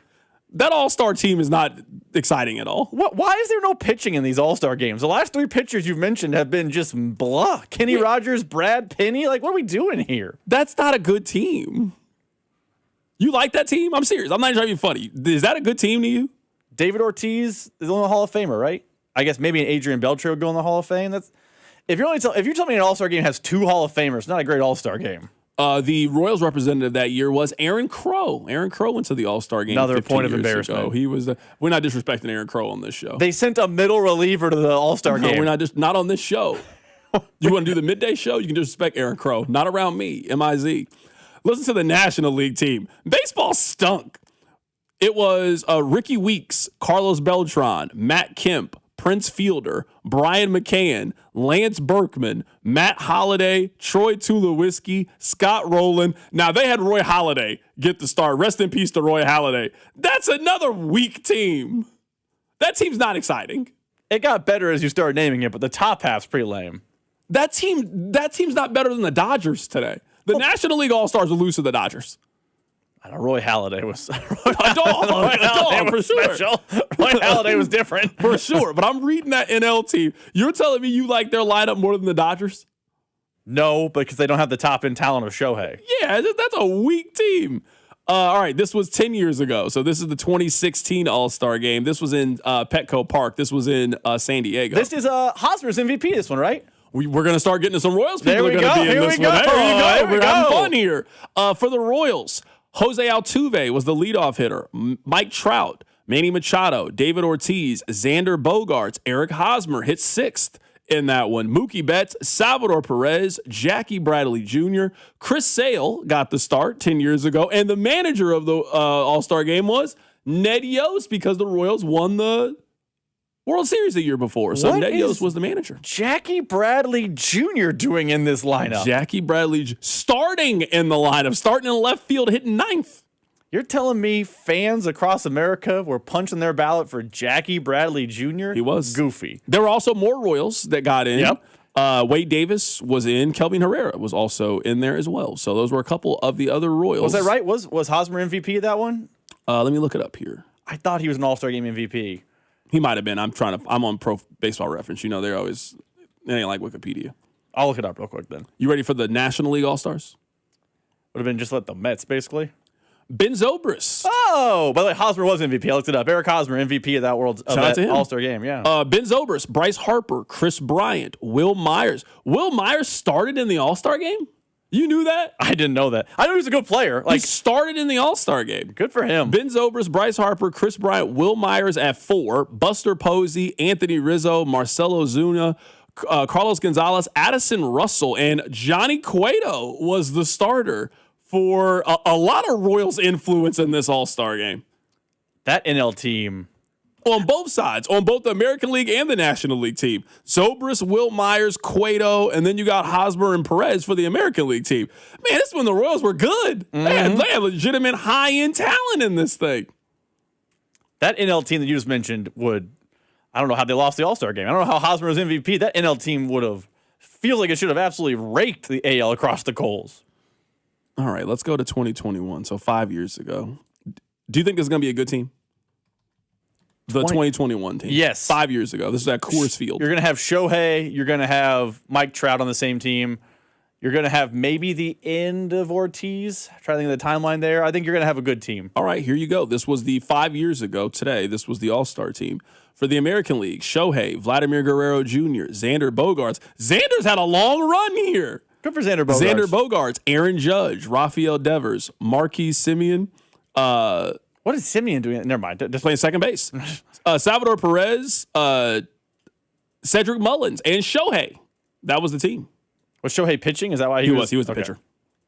For the National League, Fernando Tatis Jr., Mac Muncy, Nolan Arenado. I've always liked him. I like Nolan Arenado. Freddie Freeman, Nick Castellanos, Jesse Winkler, J2, I don't know, you know how to pronounce his last name. Real Muto. Hit that guy. Brian Reynolds, Adam Frazier, and Max Scherzer was the starting pitcher. That's a good team. That AL team was a lot better than that NL team. What was that team? That team I read, that team was weak. That one team was That soft. team was weak. For an all-star game, that team was weak. I still can't get over Jackie Bradley Jr. being an all-star starter. It's just crazy. Who was the Royals representative 5 years ago? 2021 had to be Whit Merrifield. There's no way in 2021 it was anyone other than Whit Merrifield. I'm trying to find who it was on the list. I bet he didn't play. I mean, they didn't have anybody go. They had to have somebody go. They had to have someone go. Yeah, I don't see Whit's name on here in the alternates. They have to have someone, right? No, they have to have one person. I just don't. I mean, I'm not looking. I'm trying to think enough. who else would even 2021. The Royals weren't good, so I'm trying to. No, think. they were bad for sure. I'm trying to think. They were definitely bad. Oh, Perez started. He's their one. Oh, okay, yeah, no, I missed. You're right. And Whit Merrifield did make it. I'm looking at the list. I was looking at the National League team. That's why. Yeah, no, Savvy started. My bad. I was looking. Hold on, I don't see his name over here. Yeah, no, Bobby Whit Merrifield, second base. No, for sure. My bad. I apologize. That was the last couple years at the All-Star game. I'm excited for the All-Star game today. I think the All-Star game is always fun. Like I said, it's the one All-Star game I know they're trying, so it's just fun to watch. So I'll watch the first couple innings of the game, see them compete, see them go out there. That'll be a lot of fun. But no, I just wanted to go that little trip down memory lane with you guys. All right, coming up on the other side, Rob, let's give people an update right now of what's happening in the World Cup. We'll do that next. Keep it right here, to Drive. The Drive with Carrington Harrison on your home for Chiefs football. 96.5 The Fan. You're listening to 96.5 The Fan from the DM Injury Law Studios. Mike's got this. Car, truck, or motorcycle wreck? Remember, Mike's got this. 816-888-7500. Mike's got this. On the biggest stage in the world, FanDuel is changing the game because sometimes your player gets subbed off and that means your bet goes with them. Well, not anymore. With FanDuel Super Sub, if your player is subbed out, your bet stays in. That's right. Even if your player leaves the match, your bet continues on with the substitute. So you keep your bet alive and it keeps you in the action for even longer. So now you're in it until the final whistle. The Super Sub covers the entire game, including extra time. This summer is going to be a lot of fun, and it's going to be even better with our friends over at FanDuel. All you need to do is visit FanDuel.com/local to get started now. Look for the yellow Super Sub icon on the same page and the My Bets page. If your player leaves the match due to substitution or injury, your bet automatically will transfer to the substitute who replaces that player. Go to FanDuel.com/local. Let there be goals this summer for the World Soccer Championship with FanDuel. FanDuel is the official sportsbook of 96.5 The Fan. 21 in President, Missouri. Gambling problem? Call 1-800-GAMBLER. Baseball season is in full swing, and that means the summer heat is coming. The guys at Climate Control have been serving KC homeowners for over 35 years, and they know how to get your cooling system ready to handle our scorching hot summer weather. Stay cool and comfortable this summer. Call Climate Control today at 816-265-2830. 816-265-2830 for all your cooling, heating, and plumbing needs. Don't wait. Visit ClimateControlKC.com today. Climate Control Heating, Cooling, and Plumbing. Hi, I'm Jacob, your friend and an actual jeweler craftsman at Shane Company. I'm proud to work for a family business that's been committed to the highest quality standards for nearly 100 years. Your dream engagement ring is designed for quality every step of the way. We set your diamond by hand, not with machines. Prong tips are beautiful and secure, and intricate details are thoughtfully crafted. At Shane Company, there's no shortcuts, just craftsmanship. Because a friend knows true love deserves the highest quality. Visit us in store or at shaneco.com. Shane Company, your friend and jeweler. When it comes to my policy, Farmers gives it to me straight, so there's no surprises. It's your coverage. You should never be confused. You hear that? An insurance provider with a conscience. We're a choir, but yes, we have that too. Straightforward coverage you can literally understand. That's what you get when you have Farmers. Bum, ba, bum, bum, bum, bum. Learn more at farmers.com. Underwritten by Farmers Truck or Fire Insurance Exchanges or Affiliate. Products not available in every state. What do parents think of back to school at Staples, where supplies start at just 25 cents? Staples has the latest laptops with up to 40% savings. I may hug the cashier. So embarrassing. It's the most wonderful time of the year. It's a wonderful time at Staples with up to 40% off select tech. Staples. That was easy. Visit Staples today or shop online and in the app. Ends 9/12. Exclusions apply. Community Blood Center has declared a blood emergency as our community faces a critically low blood supply. The Chiefs, KC Current, Sporting KC, and the Royals are partnering to urge KC fans to donate blood. And thanks, donate now through July 19th to receive a We Bleed KC Stadium bag. While supplies last, let's get out and save some lives. Walk-in donations are available at any of our centers, or schedule an appointment online at savealifenow.org. New Game Plus with Oxy makes your laundry smell incredible and fights stubborn smells, like the ones your dog Biscuit brought into your freshly made bed last night. But you washed that all away with Game, and now you're drifting asleep to the scent and sound of waves. Ah, no, that's the dog licking your ear. Biscuit. It just might be our greatest scent ever, now with odor-fighting power. New Game Plus with Oxy. Hi, thanks for calling Uline. Wait, did the phone even ring? Nope.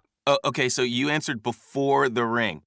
But now you're going to put me on hold, right? We don't do that here. We're real people answering the phone, ready to help with your order when you are. Uline has thousands of quality products for your business and warehouse needs, always in stock, ready to ship same day, and backed by Uline's legendary 24/7 customer service. Uline, we warehouse for you. Finding great candidates to hire can be like, well, trying to find a needle in a haystack, but not with ZipRecruiter. Its powerful technology actively finds and invites qualified candidates to apply to your job. So while other companies might deliver a lot of hay, ZipRecruiter finds you the needle in the haystack. See why 4 out of 5 employers who post a job on ZipRecruiter get a quality candidate within the first day. Try ZipRecruiter for free at ZipRecruiter.com/team. That's ZipRecruiter.com/team. ZipRecruiter. Brought to you by Duke's Real Mayo. This is the Duke's Country Song. It's a song about good mayo, Duke's Mayo. It'll make any dish sing. Get Duke's Mayo in store. It's got twang.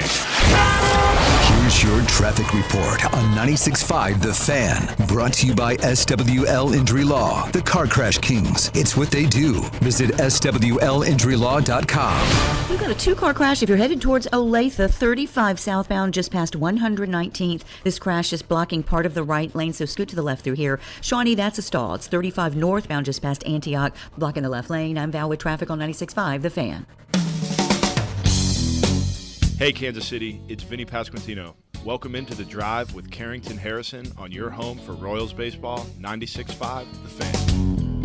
All right, welcome back into the show. My name is Carrington Harrison. Very happy to be here with you on this fantastic Tuesday. Rob, if you can you give people an update right now on what is happening between Spain and France? I think this was people's most anticipated game of the tournament. This has a little bit of an NFC championship feel. Rams and Seahawks, I think these are pretty clearly the two best teams in this tournament. Where do we stand right now? As you were speaking, we have a goal. Spain has put a second one on the board, and it is 2-0 España. They lead over France in the 59th minute. I'm trying to see who scored the goal here on replay. Everyone's hugging and celebrating. I can't see, but there was a goal, and Spain is now up by the most dangerous number in sports, 2-0. It was Pedro Porro scored the goal. Sadly, it's a Tottenham man, but yes, Spain up 2-0. I don't know what that means, what you just said there. Don't worry about that part. Okay. People who know. I just didn't know. I mean, I've heard of Tottenham before. You said Tottenham man. You started throwing a lot of big words at me. I actually have two futures bets that are out there. I have Spain and France. So I will have one team that will play in the title game. I imagine I will have the favorite in the title game. I don't think Argentina nor England will be the favorite in that game. So France, what's going on with France right now? Everybody picked France to win this tournament, thought they were the best team. It's like they're getting the beats right now. It is worth noting that in the Euros 2 years ago, Spain took care of business against France, and the thought was, well, maybe they don't have the firepower to do it again, but they have the defense. France has been flustered for 58 minutes as Spain is up 2-0. Do you think that Kansas City is still interested in the World Cup? Like, I ask from a basis of, we're going to get the ratings for the final and these next couple of games. Do you still expect Kansas City to be as high up as they were when all the World Cup stuff was happening? Because now it's over in Kansas City. Now it's over in a lot of other places, too. It's not just Kansas City. I think there's only 2 more cities that the World Cup is even in. But now that it's over, I don't know. I mean, they've also closed down Fan Fest. Mm-hmm. Are they going to have something for P&L for the watch party? I mean, that's a Sunday. Certainly a day people go out. Sunday fun day. You drink. You do some specials. I don't really know what's planned anymore when it comes to the World Cup. Are you expecting to see Kansas City's name still high up as we are getting towards, I believe there's only 4 games left in the tournament. I do believe they will be at or near the top. So I pulled this stat. Fox Sports PR tweeted out the top local markets. This was following the round of 16. So the United States out by this point. Round of 16, here we go. Kansas City was still the top market for the World Cup, pulling a 4.43 share at the time. Now, that was some excitement about a match coming to Kansas City. Will Messi be coming back? Will Colombia be coming here? But you're telling me once the United States was out, Kansas City still remained number 1. I think there is still interest. I don't think it's as high as it was 2 weeks ago, but I think Kansas City is willing to see the tournament to its fruition before giving up on it. Yeah, I'm not surprised that the ratings were still high last week. 3-0 Lamar. They just scored again? Oh, he's offside. They're calling him offside. Oh, they're always offside in soccer. I mean, come on now. I can't believe you counted it. You got to wait 10 more minutes before you find out it's a goal. Yeah, I'm not surprised that last week, you're right. It was the build up to, hey, this is it. So Fan Fest, Sheryl Crow was there. All American Rejects were there. Last week felt like the last soccer weekend. So I will be curious. I don't know if people are down at Power and Light right now. Sunday's a little bit different. It's the weekend. It's the actual final of this. If it's Spain against Argentina, that's a great 2-name brand kind of match. I plan on watching the World Cup final. I'm interested. I'd be watching. If this was on at night, I'd be watching the game right now. I want to see these two teams go up against each other. I'm just kind of curious to see what the ratings can look like. Let's just keep with the World Cup conversation. So Flo Balogun has made some news. He just signed with Clutch Sports Group. So that's LeBron, Rich Paul. So maybe when he was doing that LeBron celebration after he scored, he was just kind of letting you know what he was going to do. We just didn't know it at the time, but now we know. So he sat down with CBS Mornings, and he said this about getting his red card rescinded. Here is Flo Balogun. He was on the U.S. men's national team. My initial reaction was, I was happy to be back in the team. Yeah. But When I kind of started to reflect, I knew it was going to cause a lot of controversy. And I could almost see within my teammates a bit of nerves because it's something that's so unique. But the closer we got to the game, I tried to just focus as best as I could. Yeah. But it was difficult, a lot of outside noise. Rob, you buying this? I mean, I can't turn on my American brother. But this sounds like a little bit of excuse making for y'all getting busted out of the tournament the way they did. So you're telling me the U.S. would have been better off if he hadn't played? Because that's kind of what it sounds to me. Maybe I'm mishearing. I don't want to look at this cynically. But it sounds to me like he's arguing it would have been better for them. They were going to have controversy over them anyway. It was going to be controversy if he didn't play because all of us didn't think that was a red card and resulted to the level of that he shouldn't have been able to play. Then it was controversy that you actually were able to play, and then the outside noise became so much. This just sounds like a little bit of excuse making to me because of how they fizzled out of the tournament. But I'm curious how you hear it. I think it's definitely excuse making, but I think there is something to the fact that I think the whole vibe and tenor around the team definitely changed after he became eligible. And we talked about it when it happened. We don't like, I'm speaking for me and you, we were both in the show saying this, that there was the belief that there was political intervention to make a player eligible in sports. We did not like that. We were not alone in that thought. There were a lot of people across the globe who felt like intervention from politicians getting a player eligible just feels icky, for lack of a better term. And I think that did disrupt the mojo, the flow, the vibes, whatever you want to say, because they went from a plucky, fun underdog, can they do this type of story, to suddenly, overnight, they were public enemy number one over some outside meddling. So I do think there was an element of play where he's right, where I think inside the team, there was probably a shift in tone that, wait, what happened? Everyone hates us now. Yeah, I'm not buying it. Like, you've heard LeBron, it's not a bad analogy, but you've heard LeBron say when he went from hero in Cleveland to villain in Miami, it affected his mentality. Sure, but that feeling, the one you're talking about, that came from outsiders. Everybody in the United States was happy about this.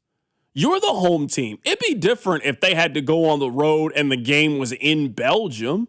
That would make sense to me. But the game's in Seattle. You're the home team. America is rallying around you. You just can't tell me that they would have been in a better situation had nothing, regardless of what you think happened, whether you think the president stepped in, regardless of what you think happened. I don't believe that the United States would have been in a better situation if their best player had not been eligible for the game. The problem is the other team was just noticeably better than they were. And I think what usually happens in sports is no one wants to say that's the reason why they lost. So you have to find another reason. It's a distraction. We weren't prepared. It's always those kind of things. We didn't come out with enough energy. We didn't start fast enough. We love certain things to explain why you lost. Sometimes the answer is simple. They're better than you. I do think Belgium is better than the United States. Don't take this as I'm excuse making. Maybe it will come off that way. I do think, if nothing else, a team that was kind of fractured and struggled and had a lot of outside noise in Belgium definitely galvanized and came together over it. That was the best game they played in the tournament, was the United States. And I don't believe that's by, happenstance. I believe that maybe some outside influence impacted Belgium as much as anyone. Someone on the text line says, newsflash, everybody around the world already hates us and we're already a laughingstock. This just added to the fuel. I can't really speak for the soccer portion of it, and I don't really got to get into the political part of it. I guess my argument would be is America isn't good enough, I think, for the rest of the world to feel that way about America towards soccer. I just don't think they're good enough. Like, if we made this, if you're Kansas, for example, what could Texas A&M do to get you to feel away? They're Kansas. What? Why are we worried about them? Look at what we have and look where they have. They've never been at our level. So I find it hard to believe that these are. Now, I think there is no question that once Belgium knew they had their foot on the neck of the Americans and they scored that last one, they were looking to embarrass them after that point. They started dancing and styling and profiling and all that kind of stuff. So, yeah, America's not good enough at soccer, I think, for the world to really pay us a whole lot of attention or give it a whole lot of energy. Someone said this, and I'm curious what you think, Rob. So we were talking about, are people interested still in the World Cup? And then somebody sent in and said, no, most of us were never interested. I actually think if you were anti the World Cup for the last couple of weeks, I think you were in the minority, not the majority. Where I think there was a time, let's say 2 months ago, if you were, hey, this isn't going to work, this is silly, I don't care about this. If you were on that side 2 months ago, I think that you were probably in the majority of it. But once it got here and once people started going out and about and seeing it and then seeing the television numbers, I don't think you can make the argument that the majority of people weren't into it. They were getting Chiefs numbers. Now, 100% of Kansas City doesn't watch the Chiefs, but the numbers are certainly high enough that a great portion of the city, and it is noticeable when it's game day. You can feel the energy and atmosphere around it. I don't think that these World Cup games were a lot different. I think it was noticeable in the city the day that there was a game. Whether your traffic was affected or not, but you could just feel, hey, today is a match day. It was a little bit different, how people were talking, what they were wearing, what their plans were for the evening. People were treating the United States watch parties toward the end like football games, where they were gathering together to watch them and celebrate with other people. So I actually don't think that a majority, I think a majority of Kansas City was very much into the World Cup. Now, varying degrees of it, but if we're talking percentages and there's 10 people, I would say that 7 out of 10 people were very interested in the World Cup. That's how it felt to me being outside and going to these things. I think the ratings also are indicative of that as well. I can't speak for the rest of the country, but I would say it might be higher than 7. Both on the field and off the field. There was a time where being anti-World Cup was the correct stance, or being anti-soccer guy, or I don't watch soccer World Cup is stupid. Kansas City was fully in for the World Cup, and I still think they are, because as someone pointed out, England and Argentina are staying here, and one of them is going to the final.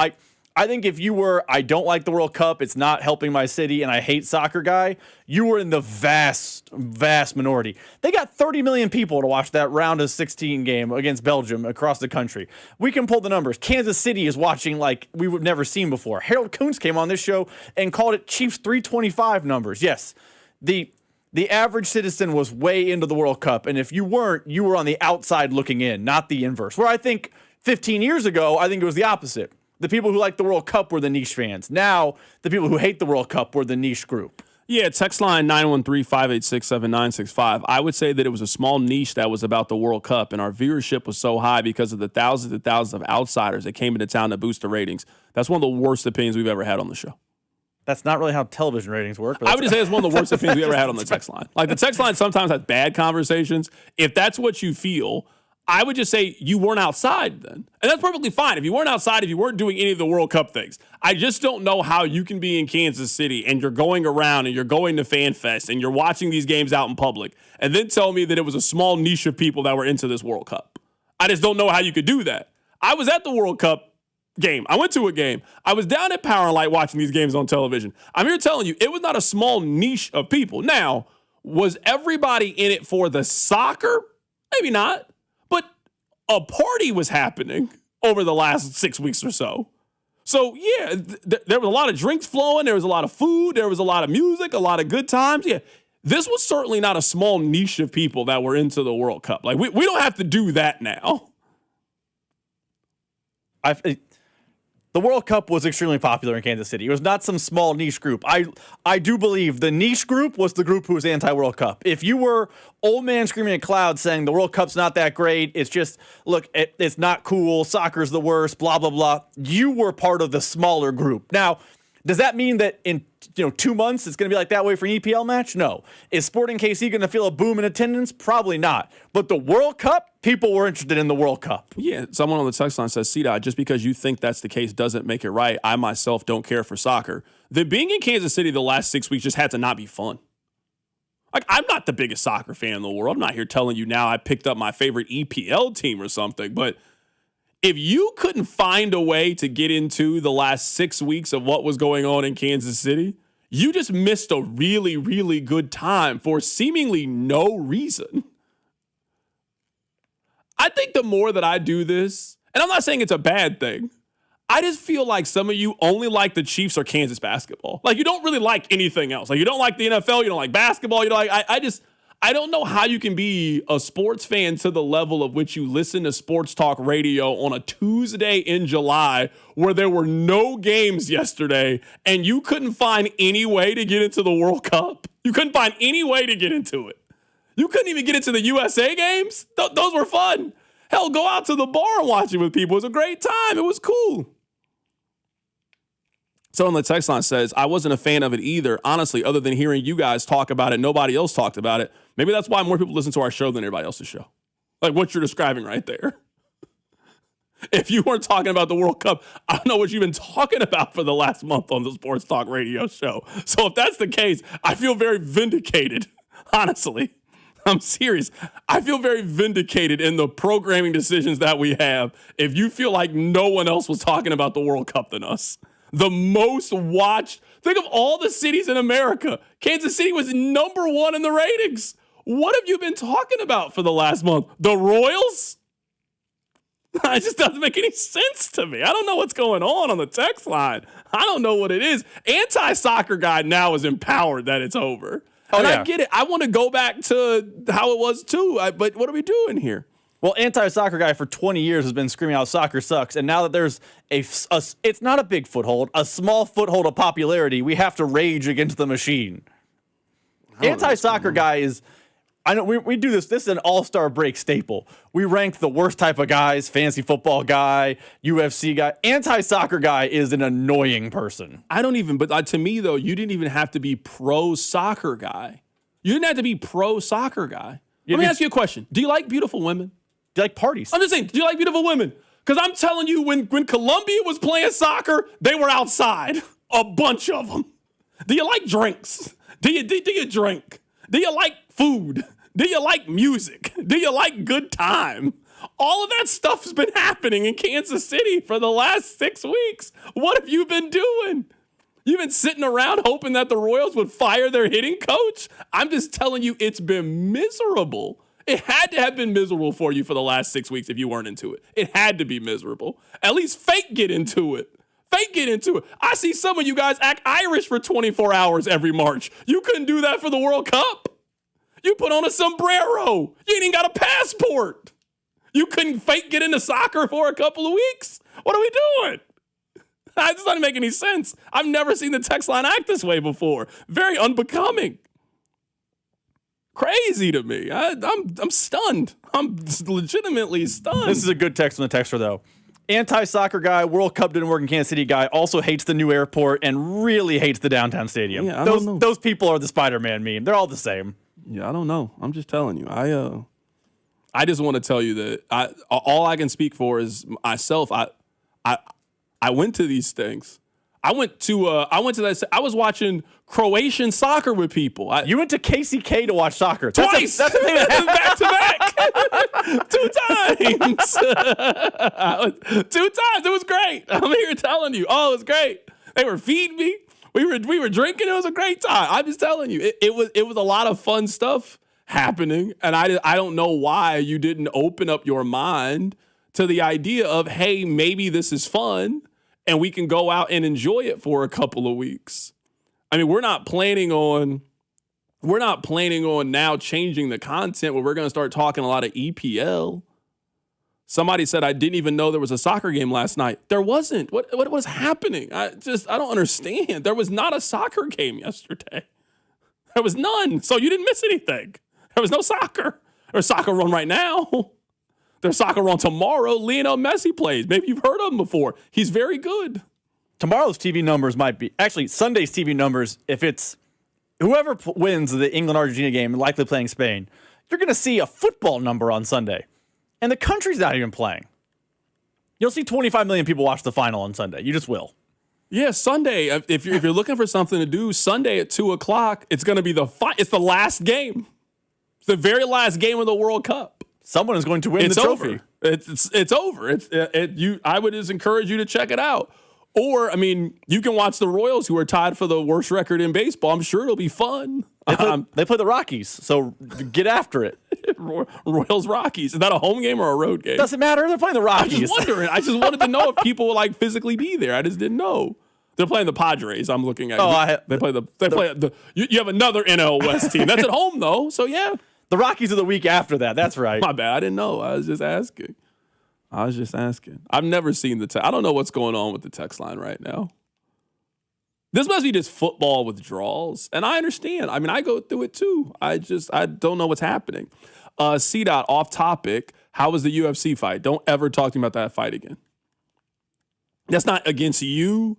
The feelings and emotions that it brings up in me, please do not talk to me about that fight again. Please do not talk to me about Conor McGregor. Does that count as a fight? I mean, this segment lasts like 20 times as long as that event. Please don't talk to me about that. Someone said, are they not adding the world numbers, just the USA numbers? No, that's just the USA numbers. I assure you that of all of the people in the world, more than 25 million people will tune into the final of the World Cup. I'm betting worldwide it's doing multiple hundreds of millions. I think it'll get to 1 billion people. Probably. Like, hold on. I'll check Especially it up. if it's messy. If it's messy, it might get to 1 billion. Hold on. Let's look it up. Just out of curiosity. But yes, I was quoting the American number. In 2022, the Argentina and France, it was a global audience of 571 million, and it peaked at 1.5. Yes, it will do near 1 billion. So it's just a major. You guys tell me you love sports and you pick sports as your hobby, and you couldn't get into the World Cup that was played in your favorite stadium. You guys told me, remember we were having that big debate if Arrowhead was iconic, and I was like, no, it's not. And I was like, everybody's, yes, it is. Greatest soccer player in the world scored 3 goals there. You're telling me you couldn't find yourself to care about it at all. I don't know what's happening. Yet you're excited to watch the Chiefs go through 2-hand touch drills in St. Joe, Missouri. That's just, I'm just always confused at the mind of a sports fan. Keep it right here. It's The Drive. The Drive with Carrington Harrison and Rob Brenton. You losers is what you are. On your home for Kansas City sports. 96.5 The Fan. It is out of here. Man, if your stream isn't as strong as it used to be, or you're taking more breaks to the bathroom than the 7th inning stretch of a televised baseball game, We'll be back after this.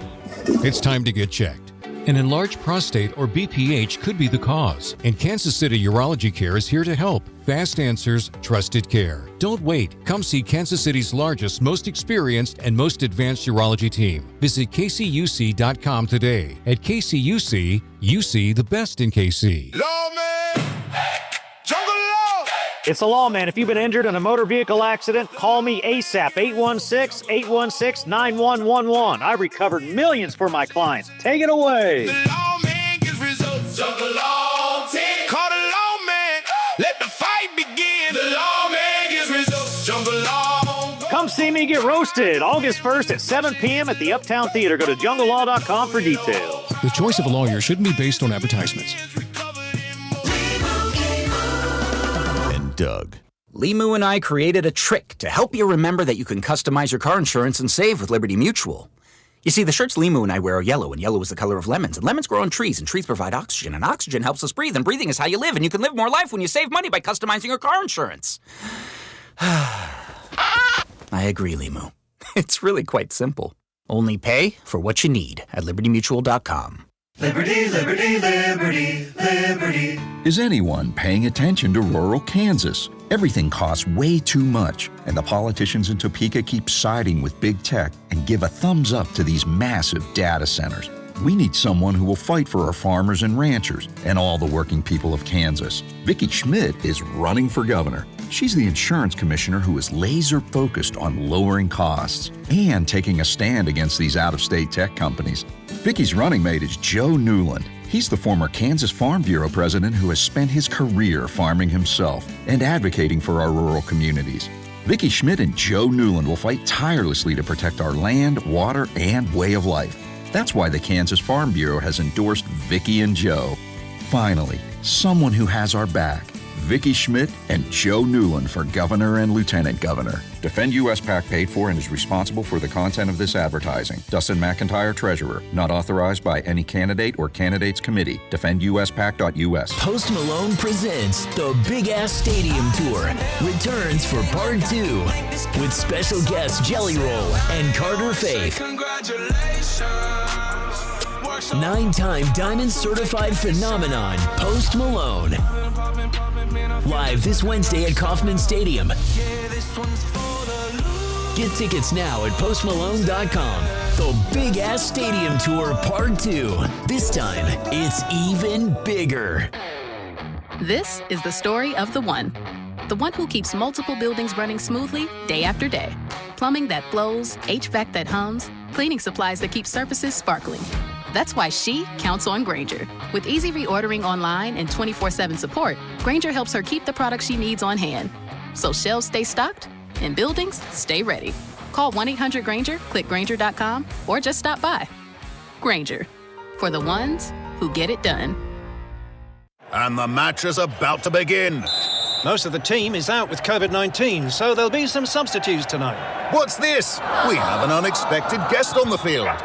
It's a dog. Well, they could do with extra players. She's going for the ball. Are front paws hands or feet? Soccer season is full of surprises, and COVID-19 could be one of them. If you test positive, prescription medications may help. Ask your doctor if they're right for you. Learn more at PfizerForAll.com. Sponsored by Pfizer. Yo, it's Jay Uso from WWE, and I'm Jimmy Uso. Chumba Casino and WWE are hyped for the biggest event of the summer, SummerSlam. I know, I can't wait. There's nothing better to do while we're waiting than playing Chumba Casino. Sign up today, and you could win a VIP experience with Chumba Casino and WWE for SummerSlam. So what are you waiting for? Play Chumba Casino and enter for your chance to win. Let's Chumba. Yeah. Sponsored by VGW Group. No purchase necessary. See terms at ChumbaCasino.com. Must be over 21 and present in a state where it's legal to play. This is the story of the one who keeps multiple buildings running smoothly day after day. Plumbing that flows, HVAC that hums, cleaning supplies that keep surfaces sparkling. That's why she counts on Grainger. With easy reordering online and 24/7 support, Grainger helps her keep the products she needs on hand. So shelves stay stocked and buildings stay ready. Call 1-800-GRAINGER, click Grainger.com, or just stop by. Grainger, for the ones who get it done.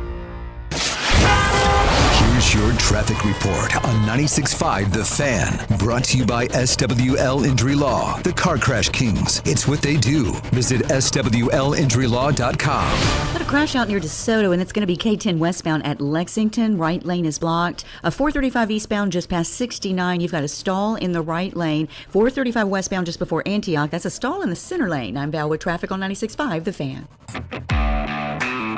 Hey, it's Trey Smith from the Kansas City Chiefs. Welcome back to the Drive with CDOT on your home for Chiefs football. 96.5 The Fan. All right, coming up at the top of the hour, we're going to get back into that quarterback list. I actually have some toss-up questions I would like to ask you guys, see how you're feeling heading into the season, where you are with certain quarterbacks. But we've been talking about these two news stories. We'll bring them back in case you missed them. We were talking about this last hour. Taco Bell is being investigated for a possible parasite outbreak. A new report that says health officials are investigating Taco Bell as a potential part of the cyclospora parasitic outbreak, sickening thousands of people across the U.S. The Washington Post cites two anonymous sources close to the investigation. Taco Bell has removed several items from its menu in some areas as a precaution. Michigan's health department has pointed to lettuce or other salad greens as a potential source of the outbreak there, and says some people infected with the parasite did not eat at Taco Bell. Rob, what's your favorite thing on the Taco Bell menu? Mine is the Crunchwrap Supreme, no tomatoes. That's a great question. They got a good menu. Taco Bell has a very good menu. Very strong menu. Well, I will say this. I'm sorry for asking you a question, not even letting you a chance to answer it. I will say this about the Taco Bell, though. At McDonald's, I don't really think you explore too often on the McDonald's menu. Like, at this point, you kind of know what you get, and you get it every single time. Taco Bell, I don't get the same thing every time. Like, their menu, there's enough different stuff on there that, depending on how you're feeling for the day, you might get some nachos. You might get a Nacho Bel Grande. You might get a Crunchwrap Supreme. They got a very diverse menu. I'm going to say that best depth of menu. You know how, like, now as football season closes, we all talk about, like, there's one team that player 2 through 53 is the strongest in the NFL. They just need a quarterback. That was the Chiefs for a while with Alex Smith. That's how Taco Bell is. They don't have the signature one great item like how McDonald's has, like Burger King has the Whopper. They don't have the singular item. I think they might have it. I think it's those Doritos Locos Tacos. I think that has emerged as the most popular thing that's there. I could be wrong. I don't know their sales. I'm with you. They have... Those other restaurants have something they are synonymous with. Like the Big Mac, the Whopper. Everyone knows the thing. I kind of think those Doritos Locos Tacos have kind of turned into the one. I love them. The shell, like whoever had the idea of taking the nacho cheese Dorito and making that the shell of a taco, that person deserves a raise, a bonus or something. What a fantastic idea. That's a very strong thing on the menu. I don't know. I like the Crunchwrap Supreme. It's like warm. You get the crunch in the middle. It's gooey. I don't know. I really like it. I mean, the gordita is really good. I like the chalupa when it comes around. Like the quesadilla is a strong option. Like it is, you said it perfectly. When you go to McDonald's, you're getting your McDonald's order. The same thing every time. When you go to Five Guys, Chipotle, you're getting your same thing. Taco Bell, you might go back-to-back weeks with 2 totally different orders. Do you get the same thing at Chick-fil-A every time you go? Yes, I do. Yeah, I switch it up sometimes. Sometimes I'll go with the sandwich. Sometimes I'll go with the nuggets. Sometimes I'll go with the strip. I guess I'm 90% nuggets, but I add strip here and there. But it's pretty, tried and true nuggets at Chick-fil-A. The Mexican pizza, it's been a while since I've had Mexican pizza's good too. No, I mean, yeah, it's good. It's been a while since I've had one. The other story we were talking about was the man who was attacked by the bison. Terrifying encounter at Yellowstone National Park over the weekend. Look out, bison! This bison barreling towards a man and his grandson and launching the 65-year-old into the air. Moments earlier, the 2 visitors stopped to take photos of the animal lying in the grass before it began rolling and then charging at a passing car. The park guests spotted running away from the animal, who proceeded to chase them through the trees. The bison catching up, sending the man flying several feet into the air. It went from a little bit of amusing to watch to critical emergency. Photographer Mike McLeod filmed the whole thing before running to help. I stopped the video because I could see that bison was standing over him and he was pumping his head, very aggressive and agitated, and I knew that somebody had to distract that thing. He says he and other campers ran at the bison, chasing it away and then tending to the man who he says was in a lot of pain. The man's family telling NBC News he underwent surgery and remains at the hospital. The park says visitors should stay at least 25 yards away from all large animals. But the photographer who captured it all said the campers appeared to be doing everything right. What are your thoughts when you watch that video? They were doing everything right. They were respectful. And once the bison showed any agitation, they left. And they were just at the wrong time in the wrong place. All right. We've all stood on a football field, right? Like you've been out there before. Stay 25 yards away. Rob, that doesn't feel like a long enough distance to me to be you and the animal. 25 yards is not really that big of a deal. Like, I'm with you. If you've never stood on a football field before, on television, it seems like those 10 yards are like really hard to get, right? It seems like that. And then when you go out there, you're like, oh, that's how far they got to go to get a first down. Like your mind is blown at how small of a distance it really looks like. 25 yards away is the recommended. No, I need to be a football field away. I need to be at least 50 away. They were doing everything right. They went up to the bison, had their phone out, and started taking pictures of it. That's not how to handle that wild animal.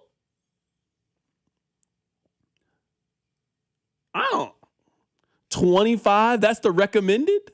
Is that for all wild animals? Is that what they tell you about bears and stuff too?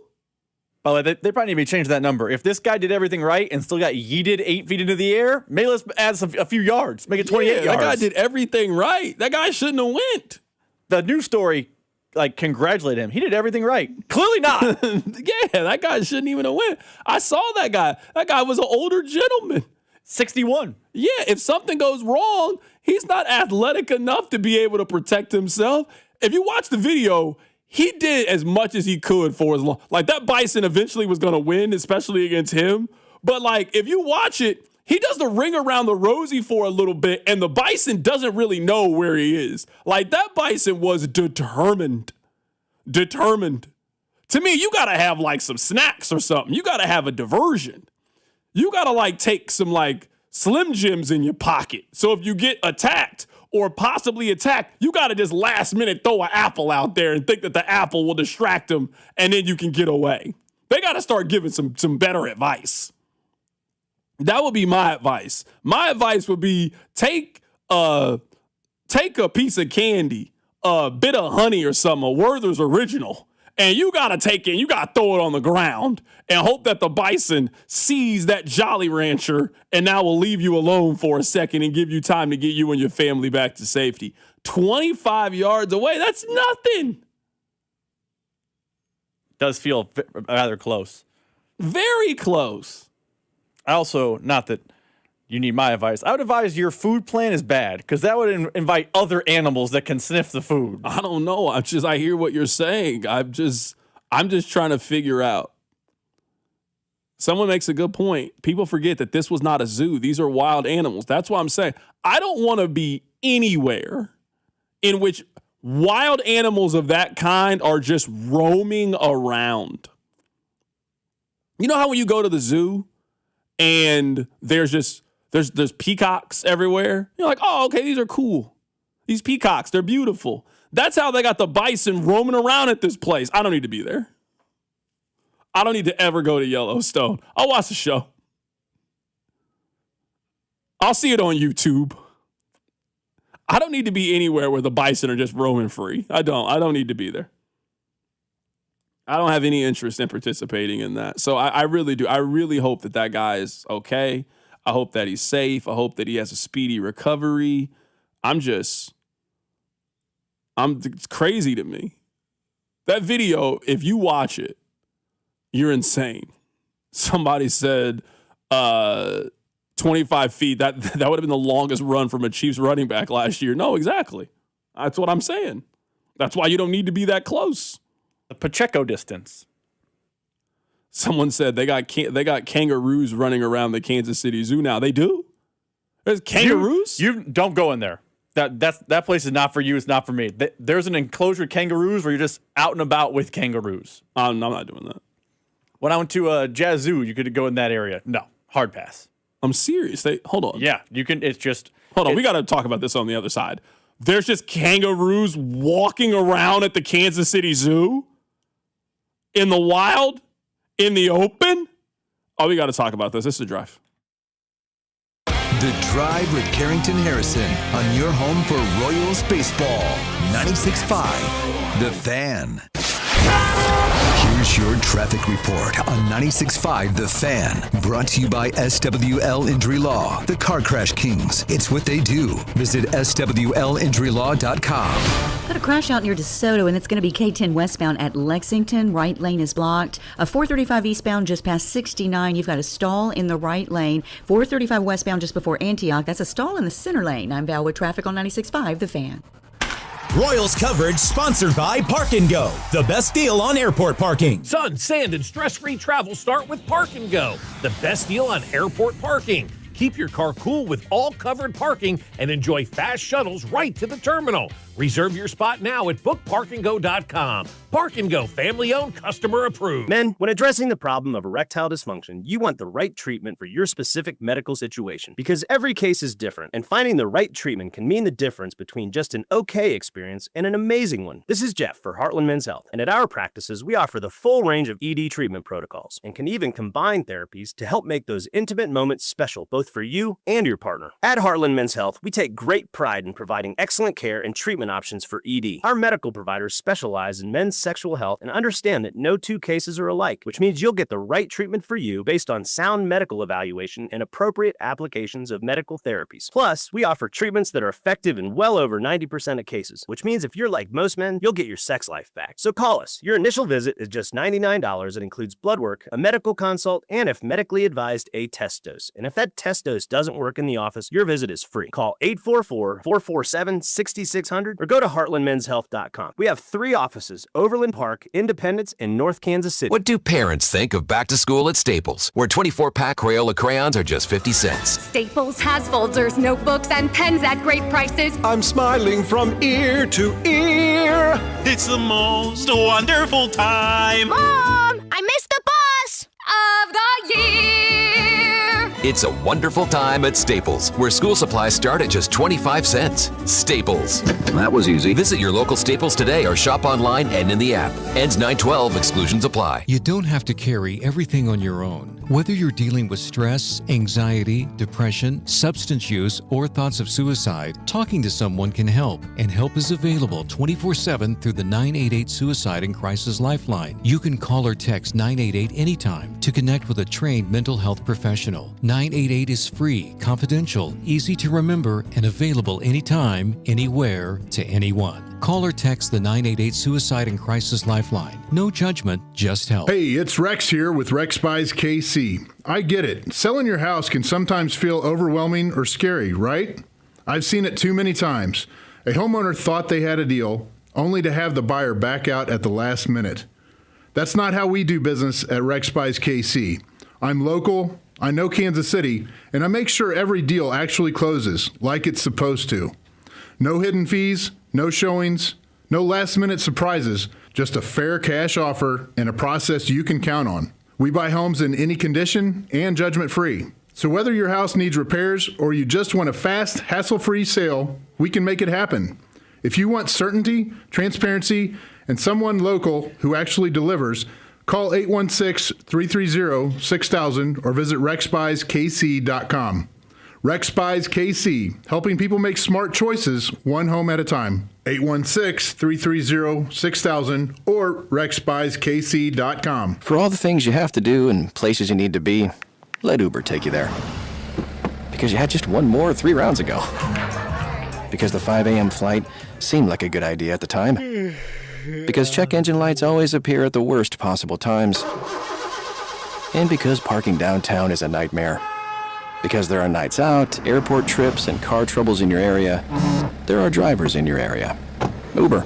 Request a ride today. Wait time varies. Terms and conditions apply. See app for details. Only 4 teams remain in the FIFA World Cup, and there's no better place to be than Kalshi, America's #1 prediction market platform. There are only 4 teams remaining, as we had mentioned. France is currently trading at a little over 40%, meaning a $100 trade could net you $239 in profit. I've been saying since the beginning of the tournament that I liked them, so you can imagine I still do, at least at that probability. See what everybody's trading at over on Kalshi, because on Kalshi you're trading against peers in a live market, meaning there is no house, and the probability changes. You can buy in and out of your position. For a limited time, download the Kalshi app and use promo code TAPP, T-A-P-P, to get $10 when you trade 10. K-A-L-S-H-I, Kalshi. Trade the beautiful game. 18 plus only. Restrictions and eligibility requirements apply. Event contract trading involves risk and may not be suitable for all investors. Prices, values, and available markets may differ from those mentioned. For more information, see kalshi.com/regular. This report is brought to you by Bet365. Winning is everything. With Bet365 early payout, you win even if they lose. Get paid out instantly when your team goes up big, even if they blow the lead later. Bet365. Winning is everything. Gambling problem? Call 1-800-GAMBLER. 21 plus only. Must be physically located in Missouri. This is Michael Waka from the Kansas City Royals, and you're listening to 96.5 The Fan. KFNZ FM and AM, HD1 and HD2 Kansas City, an Odyssey sports station.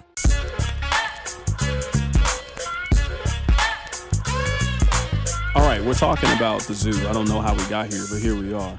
So somebody said that the kangaroos walk around at the zoo. Now, maybe I'm doing the zoo incorrectly. You guys can tell me if I'm doing it right or wrong. I probably go to the zoo once a year.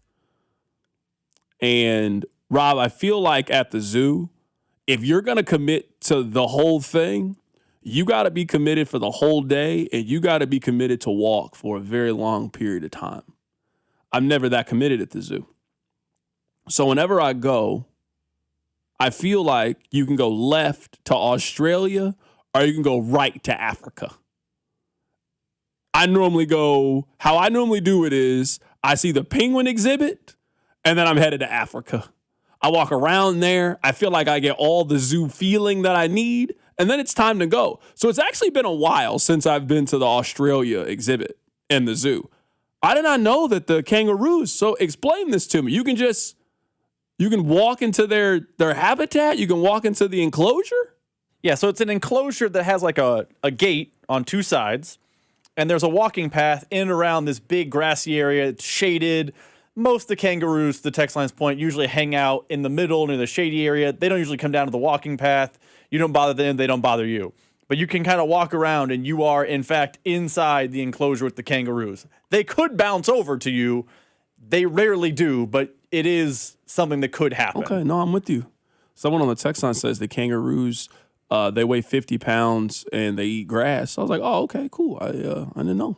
I had no clue. Yeah, they're not walking over like boxing, but they I are. just didn't know. I didn't know that was the situation. Do you know like the aviary is, like the bird area at the zoo? I do know. It's like right around the corner from that's the kangaroo area. So if you want to get fully invested in being in there with the animals, aviary over to kangaroo, and you're in the enclosure twice. Am I the only one that just goes to Africa immediately whenever to me, the animals are in Africa? That's kind of why you go to the zoo. Like, you go to the zoo to see the elephants. You go to the zoo to see the gorillas and the giraffes and all of those animals. I don't think there's a lot of animals over in the Australian exhibit that I need to go over there to see. Like, I don't feel motivated to see those animals. Due to the length of walking, when we go to the zoo, we either do everything but Africa or Africa only. Because you got to walk all the way across that That's bridge. what I'm saying. I That's just like do the Africa hike. only. That's what I'm saying is I just go in there and I just do the Africa. And I feel like the Africa, it gives you everything you need at the zoo at one time. They got that little sky thing that goes up in the air that's really cool. You can go over all the exhibits. Yeah, I feel like Africa has all you need at the zoo. Yeah, we are either everything but or Africa only when we go because of it's mostly the walk. Like, you're getting your steps in if you're going all the way out there. I remember one time I did the whole zoo in a day. I think it took me like 4 hours. It was a long day. It was a lot of walking to do the zoo in the whole day. I mean, that's a lot. Yeah, somebody said, Africa's got the orangutans and the tigers over there. The lions are over there for sure. Someone says take the tram. I'm 30-something and able-bodied. I feel weird being on the tram with like the moms and like the elderly people. I feel bad being on the tram. Yeah, I'm not just going to point with kids. Like, you just like, you know what? Like, let's just get on it. You got to make it like a game. That's probably fair. I'll never forget. I was with my daughter. We were at the zoo, and you know how like the little bus comes up to you, and then we missed it. And she was just so hard. And I'm like, it's coming back. Like, I don't know why you're so disappointed about this. This is not the last one. You're not going to have to walk. Why don't you just sit over there for a little bit? Why don't you just calm down for a bit? Get some water. That's what I've realized. Parenting is just convincing kids that water will solve their problems. Why don't you just sit down for a little bit? Just have a little bit of water. Feel better afterwards. That's half of parenting. By the way, someone on the text line points out the new exhibit with the giraffes. You can feed the giraffes the new exhibit. They opened that up this summer. Oh, cool. Yeah, no. I don't know if that counts as being in the enclosure, but you're face to face with the animals again. Yeah, no. I need to go back to the zoo. I haven't been since last year. There's always like a really nice day, and then we have like a Royals day game. They're like, you know what? Today's a good day as a Jackson County resident to go to the zoo. It's a really good day. It's a great day for the zoo. So yeah, I would highly encourage everybody to go to the Kansas City Zoo. It's a very, very good time. All right, we're gonna get to some NFL toss-ups here coming up in a little bit. Rob, I want to get some of your feelings on some of the top quarterbacks in the National Football League. I feel like this is one of the takes that I have that I like to dust off from time to time, but I think you guys will appreciate this take. Rob, why do you think that NBA players can't see what Jordan Walker just did and see how that could help them? Jordan Walker, who won the home run derby contest, is more popular today than he was at the beginning of yesterday. Him doing the home run derby, participating on it, and putting on a show is good for him. It's good for his brand. It's good for his organization. There is not a scenario in which he would have been on the Pat McAfee show. He was on the Pat McAfee show. I'm guessing a couple of sponsors have reached out to Jordan Walker, maybe local or national sponsors. Why would you not be? He's 24 years old. He's an emerging young player. He's in a baseball-loved city, the way that St. Louis is. I don't know why more NBA players can't see the value of doing the dunk contest. How when we get to the dunk contest, you got to get 3 dudes we've never heard of before and a G League player, and you can't convince a handful of NBA players, hey, the dunk contest can help you. I'm not saying that he's only famous because of it, so don't hear it that way. Vince Carter's legend is grown by the fact that he did the dunk contest. He is a bigger superstar because he did the slam dunk contest. Blake Griffin is a bigger superstar because he did the dunk contest. I don't know how they can't convince more people to do this when baseball players just seem to just get it. They seem to understand to do it. That's what I've always appreciated about the Derby. They can get everybody to do it at least one time. It's not like we have an argument every year. Hey, why doesn't Aaron Judge ever? He's done it. And he said if they put it back at Yankee Stadium, he said he'll do it again. Great. That's all you need to do. You don't got to do it every single year. I don't want the Derby every year to be the same 8 people that do it all the time. I like that they switch it up. I like that Caglione gets a chance to do it, the Jordan Walkers. Then you got your old veterans, a guy like Kyle Schwarber who's dominated this event. That's how it should be. Sprinkle in some new with some old, some familiar. Let's go out and let's put on a show. Let's hit some home runs. There's also some pride in winning. Like Jordan Walker, I bet, will be back in it next year because he wants to defend his title. When was the last time a person won the dunk contest and was like, I want to do it again?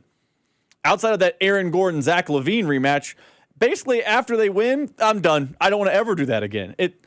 I don't understand why they don't like the dunk contest. It doesn't make any sense to me. Because it has a chance to be cooler. Don't get me wrong, hitting a home run is cool, but dunks are just a cooler entity to watch, and yet we have to have Mac McClung, who I don't think is even employed right now, do it. Yeah, someone on the text line says, I think the issue is that there aren't many dunks to do that will make it noticeable for their legacy the way that Vince Carter did over 25 years ago. This is where I just disagree. Everybody that knows basketball knew that Zach LaVine could jump. If you keep up with college basketball, there was no doubt in my mind that he was going to put on a show. Sometimes the joke isn't funny just because of the joke. Sometimes the joke is funny because of who told the joke. How you delivered the joke is part of the humor.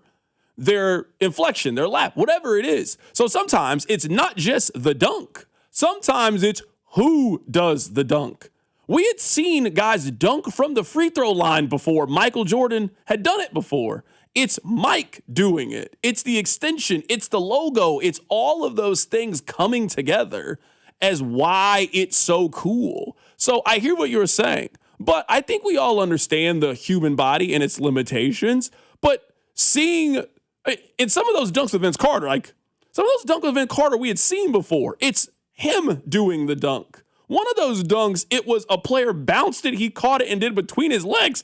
High school kids can do that dunk now, but it's who did it. It's the fluidity, it's the grace, it's the athleticism that comes with it. So yeah, there's a lot of people that can hit home runs. It's more cool to watch guys hit home runs that you know and watch them hit home runs. So seeing Jack Caglione, who's a rise, and again, they do a good job of finding a combination of the two. But I know one thing, if you follow baseball and you watch baseball, you're not saying who is that when it comes to the home run derby. They're getting guys you've heard of before. You should have heard of Jordan Walker. He's hitting .270, he has 24 home runs on the Cardinals. If you're a real baseball fan, you should know who he is. You should be following it, if that's your thing. The casual is different conversation. But for the people that do it, and the dunk contest, they're getting people, they're hardcore people, are like, I never saw the guy play college basketball before. What is he doing? Now, I agree with this. LeBron not doing the dunk contest was a disgrace. I'm with you. I'm 100% with you. I feel like that's when it started. Everybody before LeBron, the torch had been passed. And the guy who you thought was the most athletic always signed to do the dunk contest one time. When LeBron didn't do the dunk contest, that might have really been the end of it. Michael did it. Dominique Wilkins did it. Dr. J. Everybody that was supposed to do the dunk contest up until LeBron did it. Kobe did it. When LeBron said no, that was the end. That was the end of stars doing it. Now, you can't even get Andrew Wiggins in Toronto to want to do the slam dunk contest. What are we doing? That would never happen in baseball. If it was time to do if it was the home run derby was in Toronto, whoever the top Toronto player would do it. I mean, they're not Philly natives, but Schwarber and Harper did it last night. Yeah. I don't know what the All-Star game is next year, but I promise there's a local in it, either from the area or playing for the local team. I just don't know how they can't see that what's happening in what happened in baseball yesterday. It was very good for Jordan Walker to do the homer. It was a fantastic decision. It was great for the hardcore fans. It was great for the casuals. He becomes more of a household name. He's more visible now than he was. He put on a show. It was very good for him to sign up to do it. And the thing is, the basketball players see it for the three-point contest. They don't have any problem getting people to do the three-point contest. They get the people you want to do it. Steph Curry said he wants to do it next year. Great, that's who we want to do it. I want to see Steph. I want to see Clay. I want to see those guys do it. But I don't know. It's very, very confusing to me why they struggle so much. All right, coming up on the other side, let's talk a little bit of football. Let's get back to the quarterback list, but we do it from a different perspective. Keep it right here, so Drive. Your off-season home for everything Chiefs football. Talking about the top story, the Chiefs, they have a new offensive coordinator. 96.5 The Fan. You're listening to 96.5 The Fan from the DM Injury Law Studios. Mike's got this. Car, truck, or motorcycle wreck? Remember, Mike's got this. 816-888-7500. Mike's got this. On the biggest stage in the world, FanDuel is changing the game because sometimes your player gets subbed off, and that means your bet goes with them. Well, not anymore. With FanDuel Super Sub, if your player is subbed out, your bet stays in. That's right. Even if your player leaves the match, your bet continues on with the substitute. So you keep your bet alive, and it keeps you in the action for even longer. So now you're in it until the final whistle. The Super Sub covers the entire game, including extra time. This summer is going to be a lot of fun, and it's going to be even better with our friends over at FanDuel. All you need to do is visit FanDuel.com/local to get started now. Look for the yellow Super Sub icon on the same page and the My Bets page. If your player leaves the match due to substitution or injury, your bet automatically will transfer to the substitute who replaces that player. Go to FanDuel.com/local. Let there be goals this summer for the World Soccer Championship with FanDuel. FanDuel is the official sportsbook of 96.5 The Fan. 21 and present in Missouri. Gambling problem? Call 1-800-GAMBLER. Liberty Mutual customizes your car and home insurance. And now we're customizing this ad for your morning commute to wake you up, which could help your driving. Science says that stimulating the brain increases alertness. So here's a pop quiz. How many months have 28 days? What gets wetter as it dries? What has keys but can't open locks? If you don't want to hear the answers, turn off this Liberty Mutual ad now. 12 months, a towel, piano. Enjoy being fully alert. Liberty, liberty, liberty, liberty. Hi, I'm Tom Shane, third-generation owner at Shane Company. As a family jeweler for almost 100 years, we're known for doing right by our customers. Our legacy of integrity depends on it. We stand behind our engagement rings with our all-inclusive free lifetime warranty. We handpick the most beautiful diamonds, then negotiate for the best price. At Shane Company, we put you first because a friend always has your back. Shane Company, your friend and jeweler. At Farmers, our honesty is contagious. Wait, am I going to catch honesty? Well, when you're with Farmers, it's kind of inevitable. Well, how long does it take to...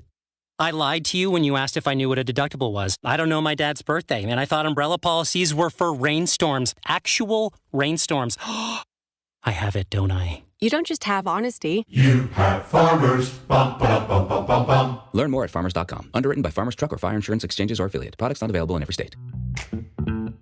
Community Blood Center has declared a blood emergency as our community faces a critically low blood supply. The Chiefs, KC Current, Sporting KC, and the Royals are partnering to urge KC fans to donate blood. And thanks, donate now through July 19th to receive a We Bleed KC Stadium bag. While supplies last, let's get out and save some lives.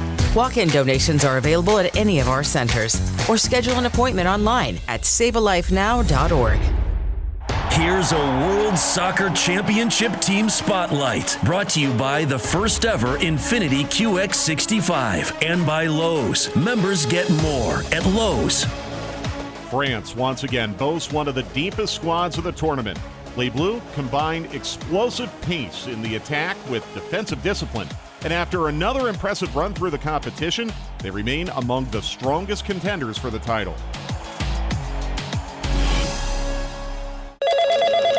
Spreadsheets, clunky software, 100 different logins just to run your business? There's a better way. Odoo. One simple, connected platform that handles sales, inventory, accounting, and more, so you can focus on growing, not juggling.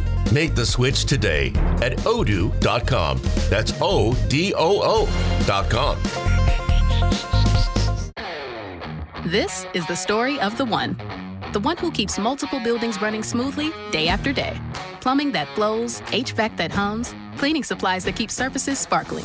That's why she counts on Grainger. With easy reordering online and 24/7 support, Grainger helps her keep the products she needs on hand. So shelves stay stocked and buildings stay ready. Call 1-800-GRAINGER, click Grainger.com, or just stop by. Grainger, for the ones who get it done.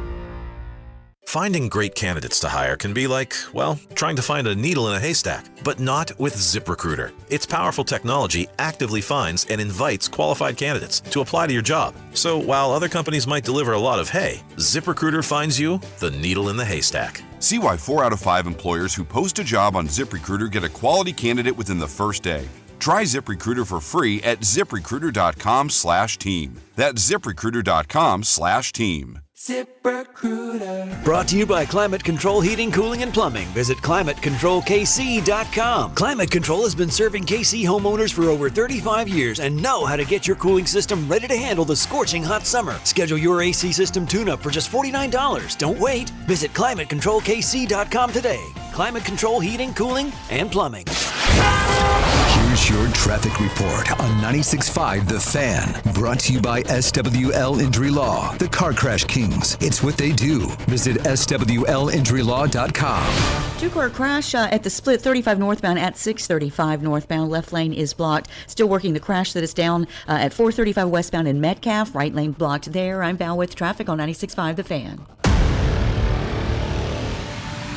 Hey, it's Chris Jones from the Kansas City Chiefs. Welcome back to The Drive with C-Dot on your home for Chiefs football. 96.5 The Fan. All right, we're going to do a couple of things in this segment. They're going to both be productive things. I want to play a game. I asked Rob to have a little bit of NFL music here, and I want to play a game. This is going to be the scenario. It's week 15 of the NFL season. It's a little cold outside. Let's say it's Pittsburgh cold. Not like Green Bay frozen tundra cold, but Pittsburgh, it ain't warm. The score is 24-20. There's a minute 47 left. Your team has 2 timeouts. They get a decent return. The ball's on the 34-yard line. They got to put a drive together in order to figure out a way to win this game. Now, I'm not going to ask you Patrick Mahomes. I feel pretty confident the Chiefs are scoring a touchdown in that scenario. Or Josh Allen, but no, we're going to go through some of the other starting quarterbacks in the league and find out how confident are you in their ability to take their team down the field, and are they going to score a touchdown? Rob, hit the music. We were debating them yesterday. Why don't we just start? Let's start with Justin Herbert. You think Herbert takes his team down the field? 24-20, a minute 47 left. 2 timeouts left, ball on the 34-yard line. Late in the season. So you're asking me for a confidence scale 1 to 10 type of deal? No, just do you think they're scoring a touchdown? So it's a yes or no? Yeah. No.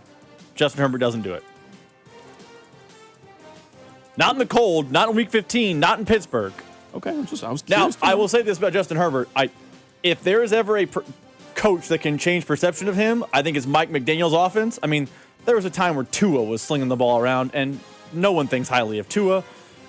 He can maybe make McDaniels a thing, but make Herbert a thing, excuse me. But as it currently sits, no. The answer is no. Drake May.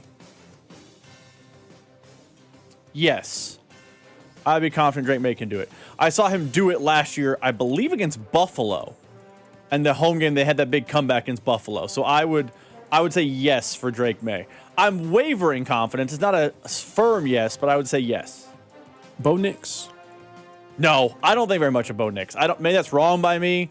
I've always been down on Bo Nix. I know I just said about how the Chargers coaching matters, but I think Sean Payton is squeezing every little bit of juice out of Bo Nix, but I don't think he is a take me down the field and score a touchdown type of quarterback. You know what? I'm actually most confident so far in Bo Nix out of those 3 quarterbacks that we named. I think Bo Nix is a gamer. I'm with you on high-end talent. You're just calling him white. He's a gamer. It's something about him. That game against Kansas City on Christmas. Now, it was the Chiefs' second-string defense. I don't know how to take from that. But if you were there, you saw and experienced what I experienced. Bo Nix, he played poorly, I thought, for 85% of the game. He made 2 very high degree of difficulty drives. And when the Broncos really needed to drive, they did it. And I thought he did that pretty routinely last season. I think Bo Nix gets you down the field. I think you score a touchdown with Bo Nix as your starting quarterback in that scenario. I trust him more than Herbert. I trust him more than Drake May at the end of the game to go down the field and score. I'm not surprised you don't like Drake May. I'm surprised you have Nix over May. I don't dislike Drake May. I don't dislike him. I'm not as high on him as you are. That's you got fair. you got him as the second coming. You think he's the next Peyton Manning. I don't have him like that. And I do have this question about New England. Their schedule's going to get radically different this year. Now, I know they made the Super Bowl, so I don't want to just completely poke holes in what they did last year. Do you know the wins that they had last season? They basically beat Buffalo and then beat up on the rest of the bad teams in the NFL last year. So if you remove the Buffalo game, which is a good win, like I'm not here to hate on, you beat Buffalo. Miami, Carolina, New Orleans, Tennessee, Cleveland, Atlanta, Tampa, the Jets, the Bengals, the Giants, Baltimore, the Jets, the Dolphins. They beat up 12 patsies. I want to see what it looks like this season when it's going to be a little more difficult. Game 1, they go on the road against Pittsburgh. Week 2, they play Pittsburgh. Week 3, they go on the road to Jacksonville and Buffalo. That first 4 games of the season, they play 4 possible playoff teams, 3 of them on the road. I want to see what Drake May looks like in those situations. That's fair. Let's circle back to Bo Nix. You said that Chiefs game you were at, he played bad for 80%. Why are you giving more credit to the last 20 than the first 80? He was bad against backups. That has to matter. It does. Okay, I mean, that's fair. Somebody says, see that you just called Bo Nix scrappy. No, I called him a gamer. Coach's son. Which is a synonym of scrappy. Always in the film room. He's got a high football IQ, man. He really does. If he played any other position, we'd say he's a high motor guy. Yeah, he's just a gamer. Plays till the end of the whistle. I'm now trying to think. Is there a black quarterback you would describe as a gamer? Because the other quarterback, when you say gamer, that comes to mind is Baker Mayfield. Mm-hmm. Who's also scrappy. Yeah, I'm just wondering. Like, would you call Bryce Young a gamer? Probably not. Text line, you're good at this. Is there a black quarterback that would fit the criteria of gamer? How about Tyrod Taylor? He's a backup. That's not the same. I'm just wondering. For a while there, he was a gamer. Yeah, that's fair. He was for a while. For a while, he was a gamer. Buffalo Bills, Tyrod Taylor, he old now. Yeah, that player doesn't really exist anymore. Is Geno a gamer? Geno's not a bad gamer answer. I was just wondering. I was wondering. Someone says Kyler Murray. That's a very funny answer. No, for sure. That's very funny. Yeah, he's a real gamer for sure. All right, more teams in this. Jordan Love. So if you just missed it, we're doing this. It is 24-20. A minute 47 left. 2 timeouts. That team has the ball on the 34-yard line. How confident are you in that quarterback's ability to get their team down the field and score? Jordan Love. I'm not a Jordan Love person, so I'm going to say no. I think he's the most confusing quarterback in the league. Yes, he is. He was great in that playoff game a couple years ago against Dallas, where he just felt like, the Packers have their next guy. He has arrived. Since then, it's not been bad. I don't want to say bad, but he's underwhelming. I don't feel like he's ever lived up to what he could be. And I could argue he's the 3rd best quarterback in his division right now. That's not a crazy thing to say. So no for Jordan Love. Jordan Love could win MVP this season. He also could be on the hot seat at the end of the 100%. season. Both are possible. I don't know if there's a quarterback with a wider range, maybe this side of Brock Purdy, of what they can be this upcoming season more than Jordan Love. Because I think when Jordan Love is good, I think he is a very, very good quarterback. I think too many times you just get middle with him. I don't think you get the good nearly enough. Jaden Daniels. No. Jaden Daniels, I'm selling stock right now. I don't believe he's that guy. Now, maybe it's because he missed basically his entire second season, and I get that injury played a factor, but yeah, I'm a no on Jaden Daniels. He really only had 2 games of magic in his career. Now, it was 2 playoff games, but no. I think Jaden makes it very interesting. Oh, it's It's great television. I think he makes it very interesting because he can run. Yeah, it's great television. I don't think he does it, though. We really moved on from Jaden Daniels in record time. Fast. Real fast. Very quickly with Jaden Daniels. There was a time, if we had done a topic like this last year, Jaden Daniels would have been at the top of the list if you're starting a team and you're factoring in age and contract. He'd have been in the top 5. Oh, he's still, if you factor in age and contract, he's still a top 10 pick in that world, but it's... They're not scoring in this scenario? I'm not as high on Jaden Daniels. Him and Terry McLaurin are cooking, I think, in this scenario. I actually feel pretty good about Jaden Daniels getting us down the field. I don't feel great about it. Especially if he's healthy now. I mean, it's a 50-50. He might not even be eligible. Yeah. He might not even be eligible to play in this game. But I feel confident in his ability to get you down the field. I do feel confident in that. Trevor Lawrence. No. I'm not a Trevor Lawrence believer. You're not confident in a lot of these guys to get you a touchdown. I'm not very confident in Trevor Lawrence. Now, I guess my thought process, they have to do it more often than not. And I think there are times where Trevor Lawrence can do it, but he can't consistently in that scenario strike fear into me. Last year he was good, and maybe Liam Cohen's going to continue to unlock him, but he's been AFC Jordan Love in his career. There are times where he's been miserable, but other times you're like, oh, he's pretty good, but no on Trevor Lawrence. Dak Prescott. Yes, Dak can do it. I might be alone on that thought. I'm a Dak believer. I mean, I think Dak's taking you down the field. 100%. If it's week 14, Dak's taking you down the field, and then that's the win in which everybody thinks the Cowboys can do it to just let you down. Or you know what happens? He scores too early, and that bad defense gets back on the field. Everyone in Dallas is like, oh, you scored too fast. We have a conversation on the next day. Is there such a thing as scoring too quickly? Now, in this conversation, I think I just might be higher on Bo Nix than you are. 100%. And I'm not even super high on Bo Nix. I think at this point, we kind of know what he is. Bo Nix is Alex Smith. I know you hate when we compare people to Alex Smith. He's Alex Smith. I don't hate that comparison. And listen, you can win playoff games with Alex Smith, and I think if everything breaks right, you can go to a Super Bowl with Alex Smith. I don't trust him to consistently beat the Tom Brady, Peyton Manning types, which in the AFC, those types exist. And last year, he beat one of those guys. But can he do it twice? Yeah, I'm with you. But this is why, though, I think sometimes I think the Alex Smith comparisons are a little bit unfair. There is a really good value in quarterback certainty. And I think that Bo Nix provides quarterback certainty. Now, maybe you don't think that Bo Nix is going to have a great season this upcoming year, but you might be the most steadfast Chiefs fan out there. I think we know what Bo Nix is going to do this season. He's certainly not going to bust out. I mean, in his 2 years in the National Football League, I think we have a good enough sample size. Bo Nix this season is going to throw from somewhere between 3,700 and 3,900 yards. He's going to have somewhere between 25 touchdowns to 30 touchdowns, and he's going to throw double-digit interceptions. So I do think there is a certainty in going into a year, I know exactly what to get. And that now we're factoring in you add Jalen Waddle into the mix. I think there's a little bit more you can get out of Bo Nix. Could he this season throw 30 touchdown passes and have fewer than double-digit interceptions? I think that's realistic for him. And if that's what you get, I don't need you to throw for 4,900 yards. I don't need that from you. Every game, can you be consistent, and can I know what you do, and can you make plays on third down to get off the field? Aren't you describing a game manager? Yeah, I think that's what he is. And I think that's what he is too. And that's why I said, I think, I don't want to come off like I hate Bo Nix. I just think those people have a ceiling. And right now, rookie contract, you haven't hit that ceiling yet.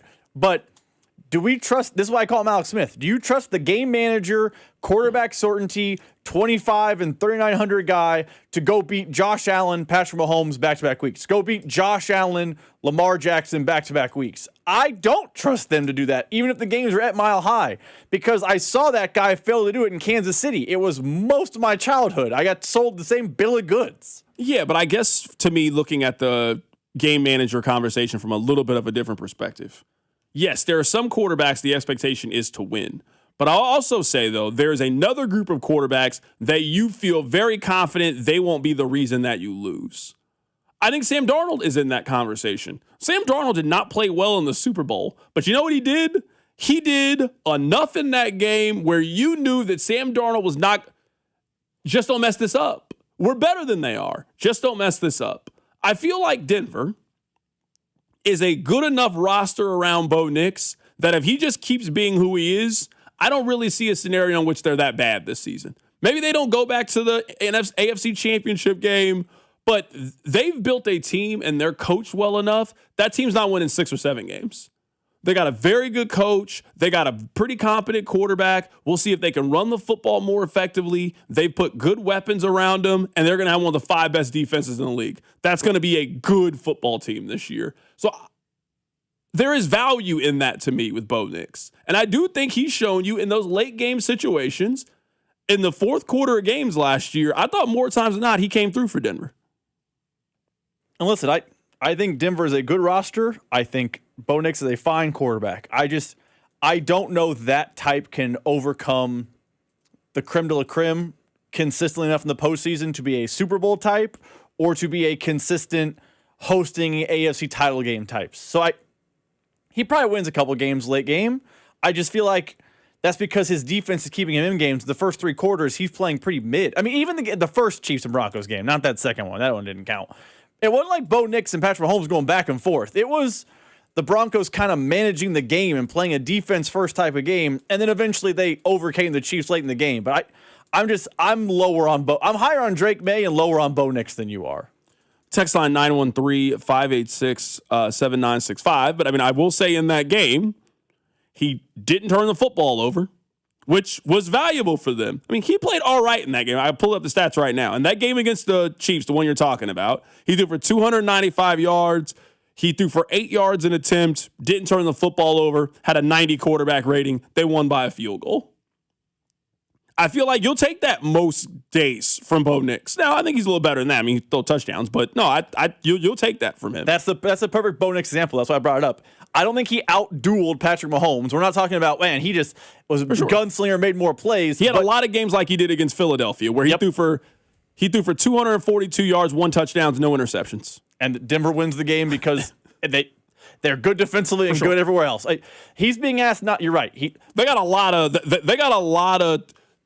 21-17 wins in here. Then one week they beat Houston 18-15. They beat Vegas. Remember that game late in the season where they struggled with the Raiders? They beat them 10-7. They had a lot of those games last year for sure. Mm-hmm. And that's where I'm. As we've had to view them differently now because they won the AFC West and they were hosting the title game. Can he be the guy to have them take the next step? And I just think no, because if you're the win the game 10-7 guy, eventually the ball bounces the wrong direction and you don't win 10-7. Someone said out of the quarterbacks in that quarterback class in 2024, which one of those would you take? Nix, May, Caleb Williams, or Jaden Daniels? Caleb Williams. Yeah, Williams is one. I would go Williams, May, Nix, Daniels. I've never wavered on Caleb Williams. I feel like there was a time where people wavered on Caleb Williams. It's because people have wanted to hate Caleb Williams since his days at USC. It's because he's eccentric. I actually feel like the Caleb Williams thing, that day that they lost, I can't remember who they lost to, but remember he jumped in the stands and crying with his parents? That's when I feel like people started to shift on Caleb Williams. I actually think it was before that. Remember the Pac-12 title game they lose to Utah, and he has the painted fingernails that say F Utah? That's when I think it turned. That's a good one, for sure. But I would just say, out of Caleb Williams has been in our lives now for 4 seasons? 5 seasons, if you get back to college? 5 seasons. He's been great in all but one. And that was his rookie year in the National Football League. But he was a dominant college football player. That's what he was. He was a dominant college football player. True freshman at Oklahoma going into the Red River rivalry against Texas. I've never wavered on Caleb Williams. I don't understand why anybody ever wavered on Caleb Williams. Like I said, I think people have just been looking for a reason to hate Caleb Williams. Do you know how many interceptions he threw in college? He made 37 starts at Oklahoma and USC. You know how many picks he threw? His Heisman year was something crazy, like he threw 5. 14 interceptions in college football. 14 over 3 seasons. Yeah, I don't know why we ever did this with Caleb. I don't know. You're right. That Heisman year, he was amazing. 4,500 yards, 42 touchdowns, 5 interceptions. Do you remember? I'll never forget this. Because we had that group text that was popping off the year. Do you remember when Bink that year said he would have given the Heisman to Stetson Bennett over Caleb Williams? That was an actual take Bink had. I'll never forget that. Bink, I know you're listening somewhere. I gotta go back and look at this. Because that was the year Stetson Bennett won the national title with Georgia, and he had gone back to back. Hold on, no, he couldn't have done this. He He wasn't even up for the vote that year. No, he came in fourth. My bad. He came in fourth. He didn't go to New York, but he definitely was a candidate. Voted for Stetson Bennett that year. Yep. This was a weak Heisman year. Looking back at it, bad. it was Caleb Williams, Max Duggan. Remember him? Yeah, from they TCU. played the title game. C.J. Stroud and Stetson Bennett. That was the top 4 that year. This is a weak class for the Heisman. I'll never forget that. Bink was hyping Stetson Bennett, man. We should honestly have a segment one day where we get Bink in and we just go through some of Bink's biggest football opinions and see if he was right or wrong. Remember that year in the draft? He loved Rock Ya-Sin. Oh, God, yes. Rock Ya-Sin was his guy. I remember that. I feel like when everybody wanted a Chiefs wide receiver, he wanted somebody to. Christian Watson. Okay, that's who it was. He's not always wrong. For sure. I'm not hating on it. I love Bink. I'm just saying is Bink will have an opinion and everybody will know. That year he wanted Rock Ya-Sin bad. I remember that one. Yeah. Who was the tight end? Dawson Kincaid was one. He did like Dalton Kincaid a lot. He did. He did. You gotta go tight end. Kincaid's right but there. But you are right. Every year, Bink will tell you a sleeper in the draft, and he'll be right. He'll say, "Hey, look out for this guy. He's gonna be like a 3rd through 5th round pick." And that guy, 8 times out of 10. That guy turned into a really productive NFL player. But like every draft analyst, he always has one that's like a first-round guy that he falls in love with, and you're like, what are you doing? Why are you telling me about Rock Ya-Sin? Yeah, we got to do that segment with Bink. I'd actually really enjoy that. All right, coming up on the other side, I found a very interesting story out of Topeka. We got Daniel Sperry coming. Oh, yeah, for the soccer game. All right, we'll do that segment later. We will get back to it, but I do want to get to this. Daniel Sperry is going to come up to talk about France. They got thumped in the World Cup. Keep it right here. It's The Drive. The Drive with Carrington Harrison on your home for K-State Athletics. 96.5 The Fan. As world soccer hits the big stage, Fanatics Sportsbook is making every game day worth more. Earn up to 10% fan cash on your soccer bets, win or lose. That's real extra value you can unlock every match, all tournament long. And fan cash isn't just for betting. You can use it anywhere in the world of Fanatics. On game tickets, merchandise, collectibles, profit boosts, and more. One ecosystem, endless ways to spend. Plus, new customers get up to $1,000 in fan cash. That's $100 bet match every day for your first 10 days. The world is ready. Are you? Fanatics Sportsbook. Winning hits different here. Must be 21 plus. Gambling problem? Call 1-800-GAMBLER or 1-800-MY-RESET. CT, call 888-789-7777. MA, call 800-327-5050. NY, call 877-8-HOPE-NY. MD, visit mdgamblinghelp.org. Not available in all states. Terms apply. See Fanatics Sportsbook app. The world's best soccer teams know success starts with a strong game plan. AAA believes your insurance should work the same way. Visit AAA.com and you could save up to 21% by switching to AAA Auto Insurance. You can save even more if you bundle 2 or more policies, like auto and home, to unlock additional multi-policy savings while keeping all your coverage on one team. Head to AAA.com to simplify your insurance, save money, and protect what matters most. One game plan, one team. AAA Insurance. The corrupt political establishment. If you're ready to give them the finger, Taylor Burks is your man for Congress. Taylor Burks, America First conservative, outsider, 3 combat deployments as a naval commander. Taylor Burks will stand with President Trump against rhinos and the corrupt establishment. In Congress, Burks will always put America first. He'll work with Trump to deport every last illegal, ban communist China from owning 1 inch of our land, and protect our elections by passing the SAVE Act once and for all. So if you want to tell off the political establishment, conservative warrior Taylor Burks, an America First patriot for Congress. Paid for by Show Me Valor PAC. www.showmevalorpac.org. Not authorized by any candidate or candidates committee. Show Me Valor PAC is responsible for the content of this advertising. Steve here with Connolly Plumbing Solutions, your neighborhood plumber. This month, we are offering a camera inspection and diagnosis of your main sewer for only $129. If you haven't used this yet, we would love to win you over. Visit ConnollyPlumbingSolutions.com to schedule. For adults with Crohn's disease or ulcerative colitis symptoms, every choice matters. Tremfya offers self-injection or intravenous infusion from the start. Tremfya is administered as injections under the skin or infusions through a vein every 4 weeks, followed by injections under the skin every 4 or 8 weeks. If your doctor decides that you can self-inject Tremfya, proper training is required. Tremfya is a prescription medicine used to treat adults with moderately to severely active Crohn's disease and adults with moderately to severely active ulcerative colitis. Serious allergic reactions, increased risk of infections or lower ability to fight them, and liver problems may occur. Before treatment, get checked for infections and tuberculosis. Tell your doctor if you have an infection, flu-like symptoms, or need a vaccine. Explore what's possible. Ask your doctor about Tremfya today. Call 1-800-526-7736 to learn more or visit tremfyaradio.com. This is the story of the one.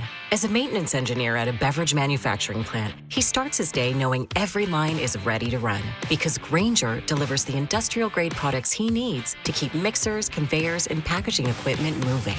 With Grainger's vast selection of bearings, belts, and motors, he keeps operations running smoothly, so nothing grinds to a halt. Call 1-800-GRAINGER, click Grainger.com, or just stop by. Grainger, for the ones who get it done. Pump up the volume. Business moves fast. Orders roll in, deadlines close in. When you ship with USPS Ground Advantage, you can keep up with confidence.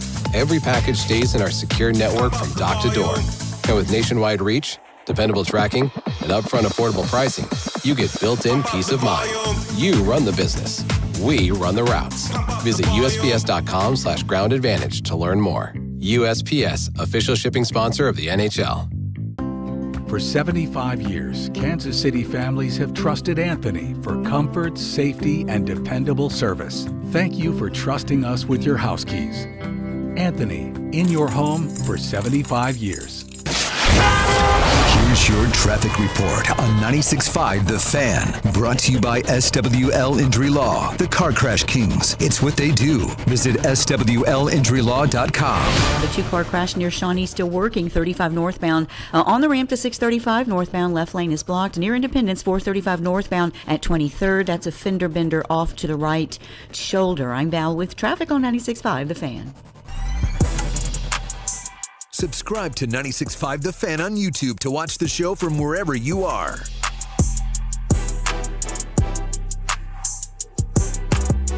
All right, welcome back into the show. Let's head to the phone lines right now to be joined by Daniel Sperry. He is our World Cup correspondent.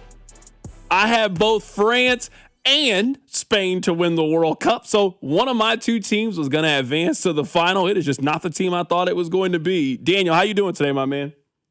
I'm doing well, man. Daniel, what happened today? Now, I couldn't watch the game because I easily get distracted. I'm looking at the game. I'm trying to talk. It's too many things happening at one time. But Rob was locked into it.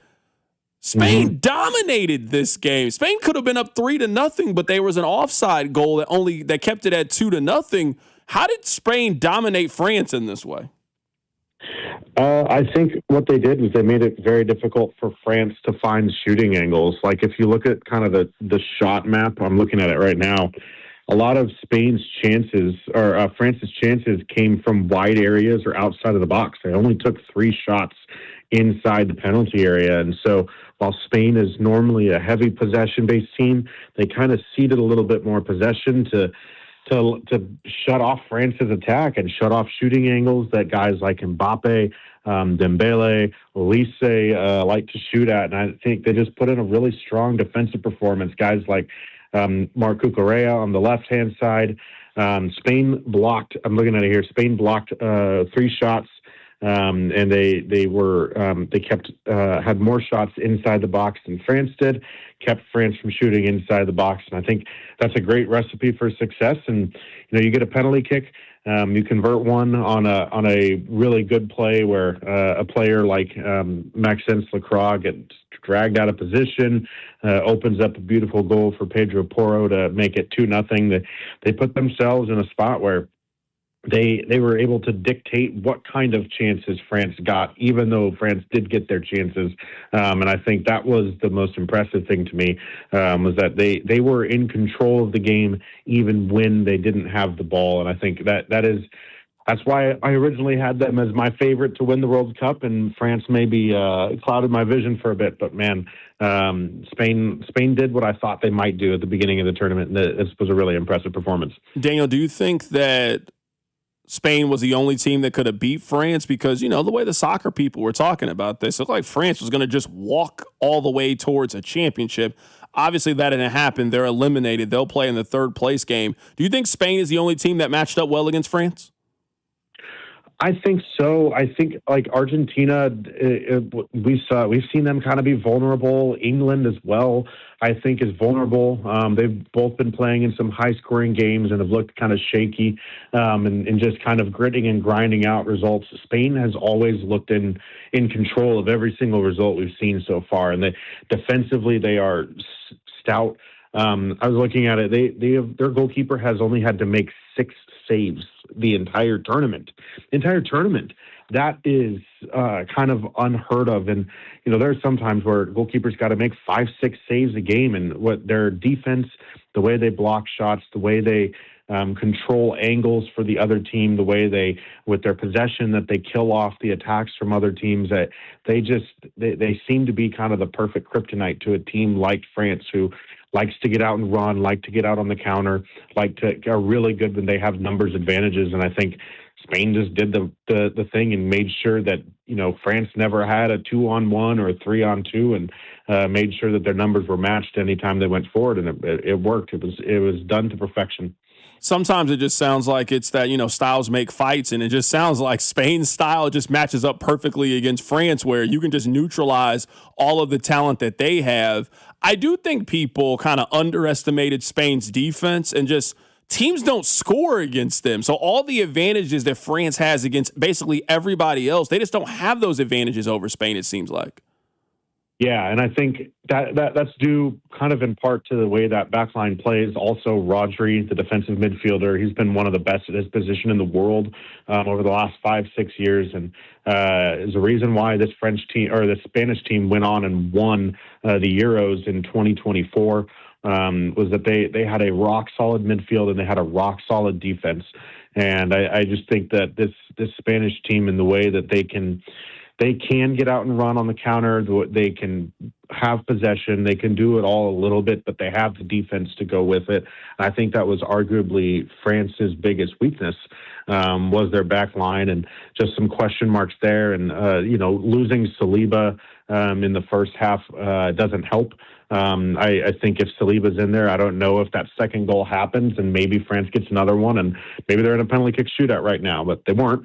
Because they didn't get the job done, and the match went how it did. But it's just one of those that the styles in soccer are so can be so different, and the way you get a game like you have a team that likes to run the football, right?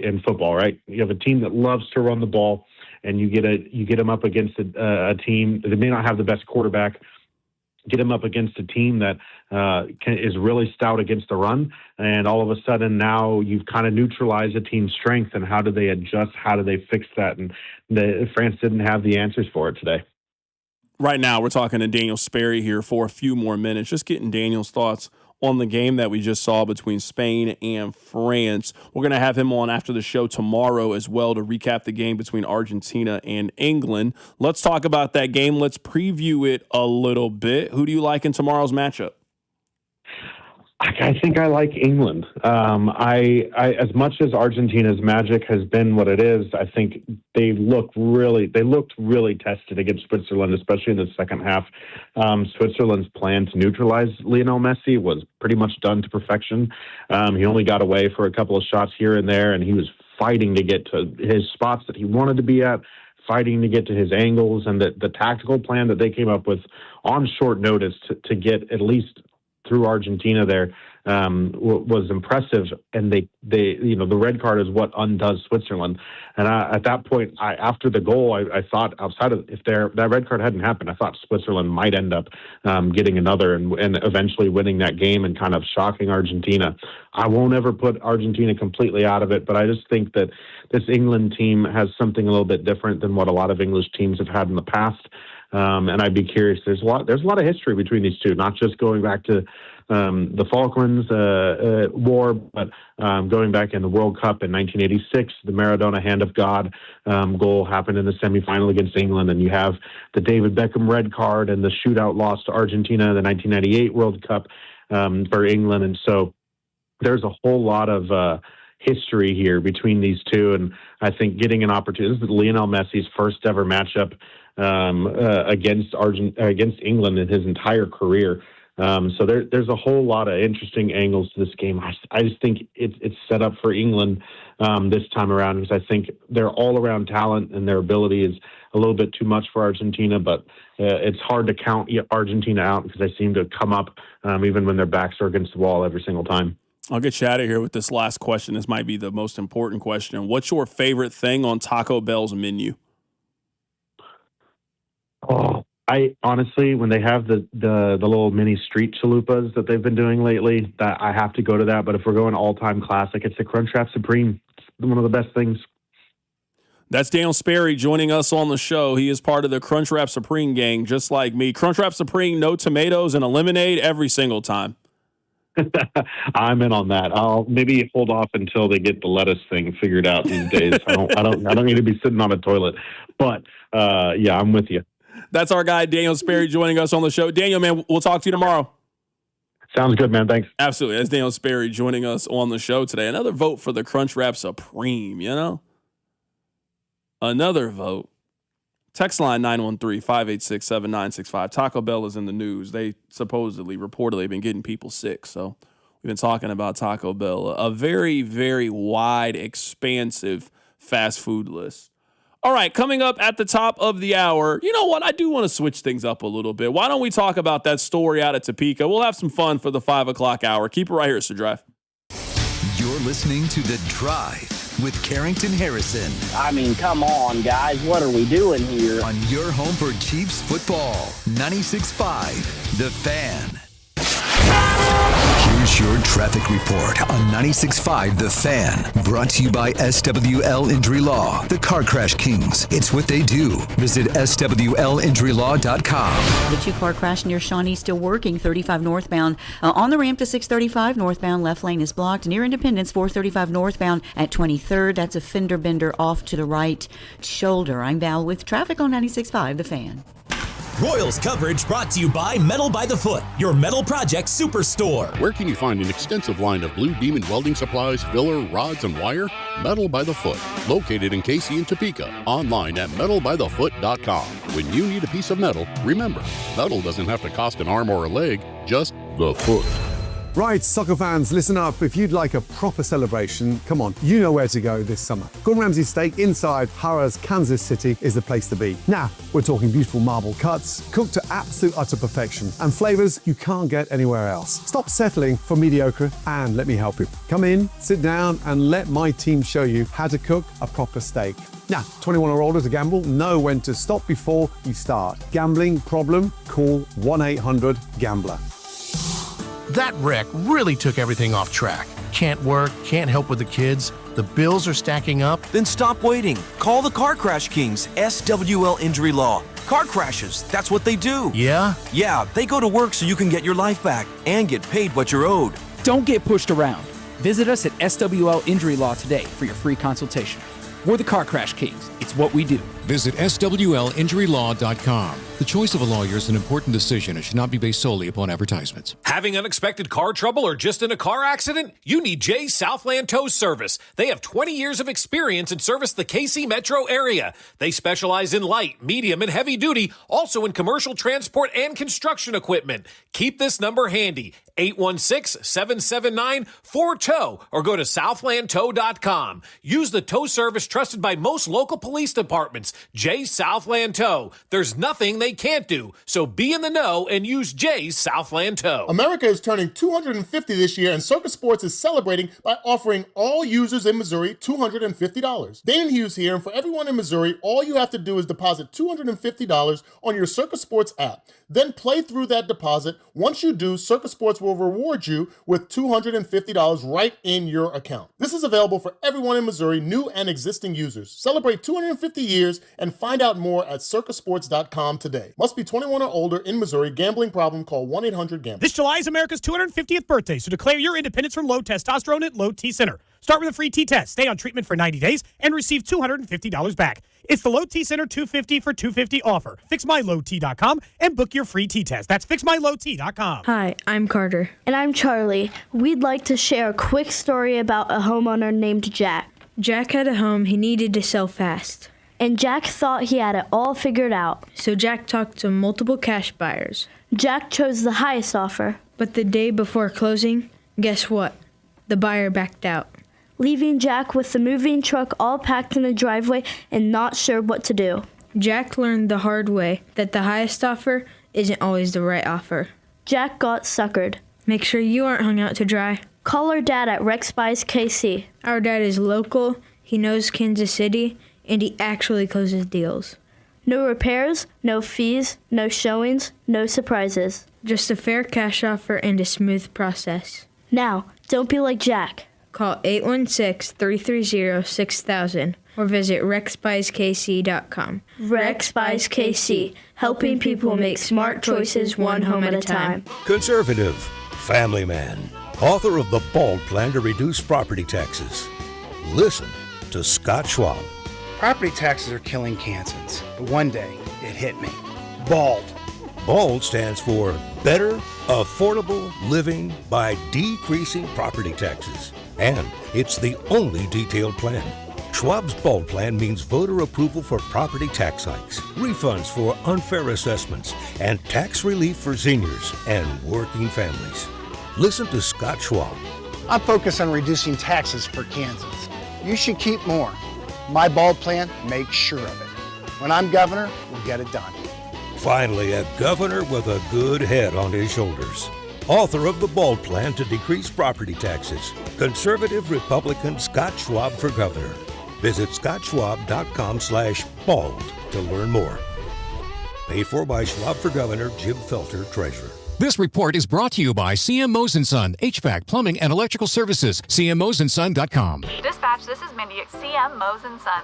Coming to terms with a dying AC unit is tough. If you need to replace your AC, visit CMMoseandSon.com to schedule your free estimate. CM Mose & Son. License 202919. Terms and conditions apply. This is your home for Kansas City sports. 96.5 The Fan, KFNC FM and AM, HD1 and HD2 Kansas City, in Odyssey Sports Station. Congratulations on getting through your 9 to 5. Thank you so much for listening. It is The Drive. I'm Carrington. I am here. Rob is here. I don't have any personal stories today. It's just back to regular old sports talk on The Drive. So I want to play this audio for you because you know what the All-Star Week allows? It allows us to expand a little bit. You know, I'm not thinking of the most hard-hitting Chiefs take for the day.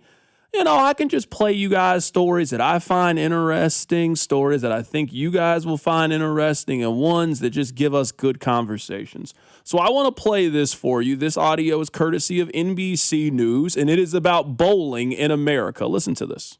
For decades, bowling has been thought of as the ultimate middle-class sport. But that source of affordable fun is becoming increasingly out of reach. Now it's so much more expensive to just show up at a bowling alley than it used to be. In a growing number of cities, it can cost more than $150 for a family to bowl for a couple hours on a weekend. Which led me to Wichita, Kansas, where locals take their bowling seriously. The city, back in 2022, had 4 locally owned bowling centers. Then a Wall Street corporation came to town. Lucky Strike. Lucky Strike. Lucky Strike. The company, fueled by private equity investments, bought 3 of the 4 bowling centers from the family that had owned them for years and has controlled the majority of lanes in the city ever since. And Lucky Strike now owns more than 1 in 10 bowling centers nationwide. To me, the whole thing just feels like a microcosm of the modern American concept of corporate entities buy everything, they take over, they push out mom and pop just like Walmart. It's like Walmart or Starbucks, but for bowling.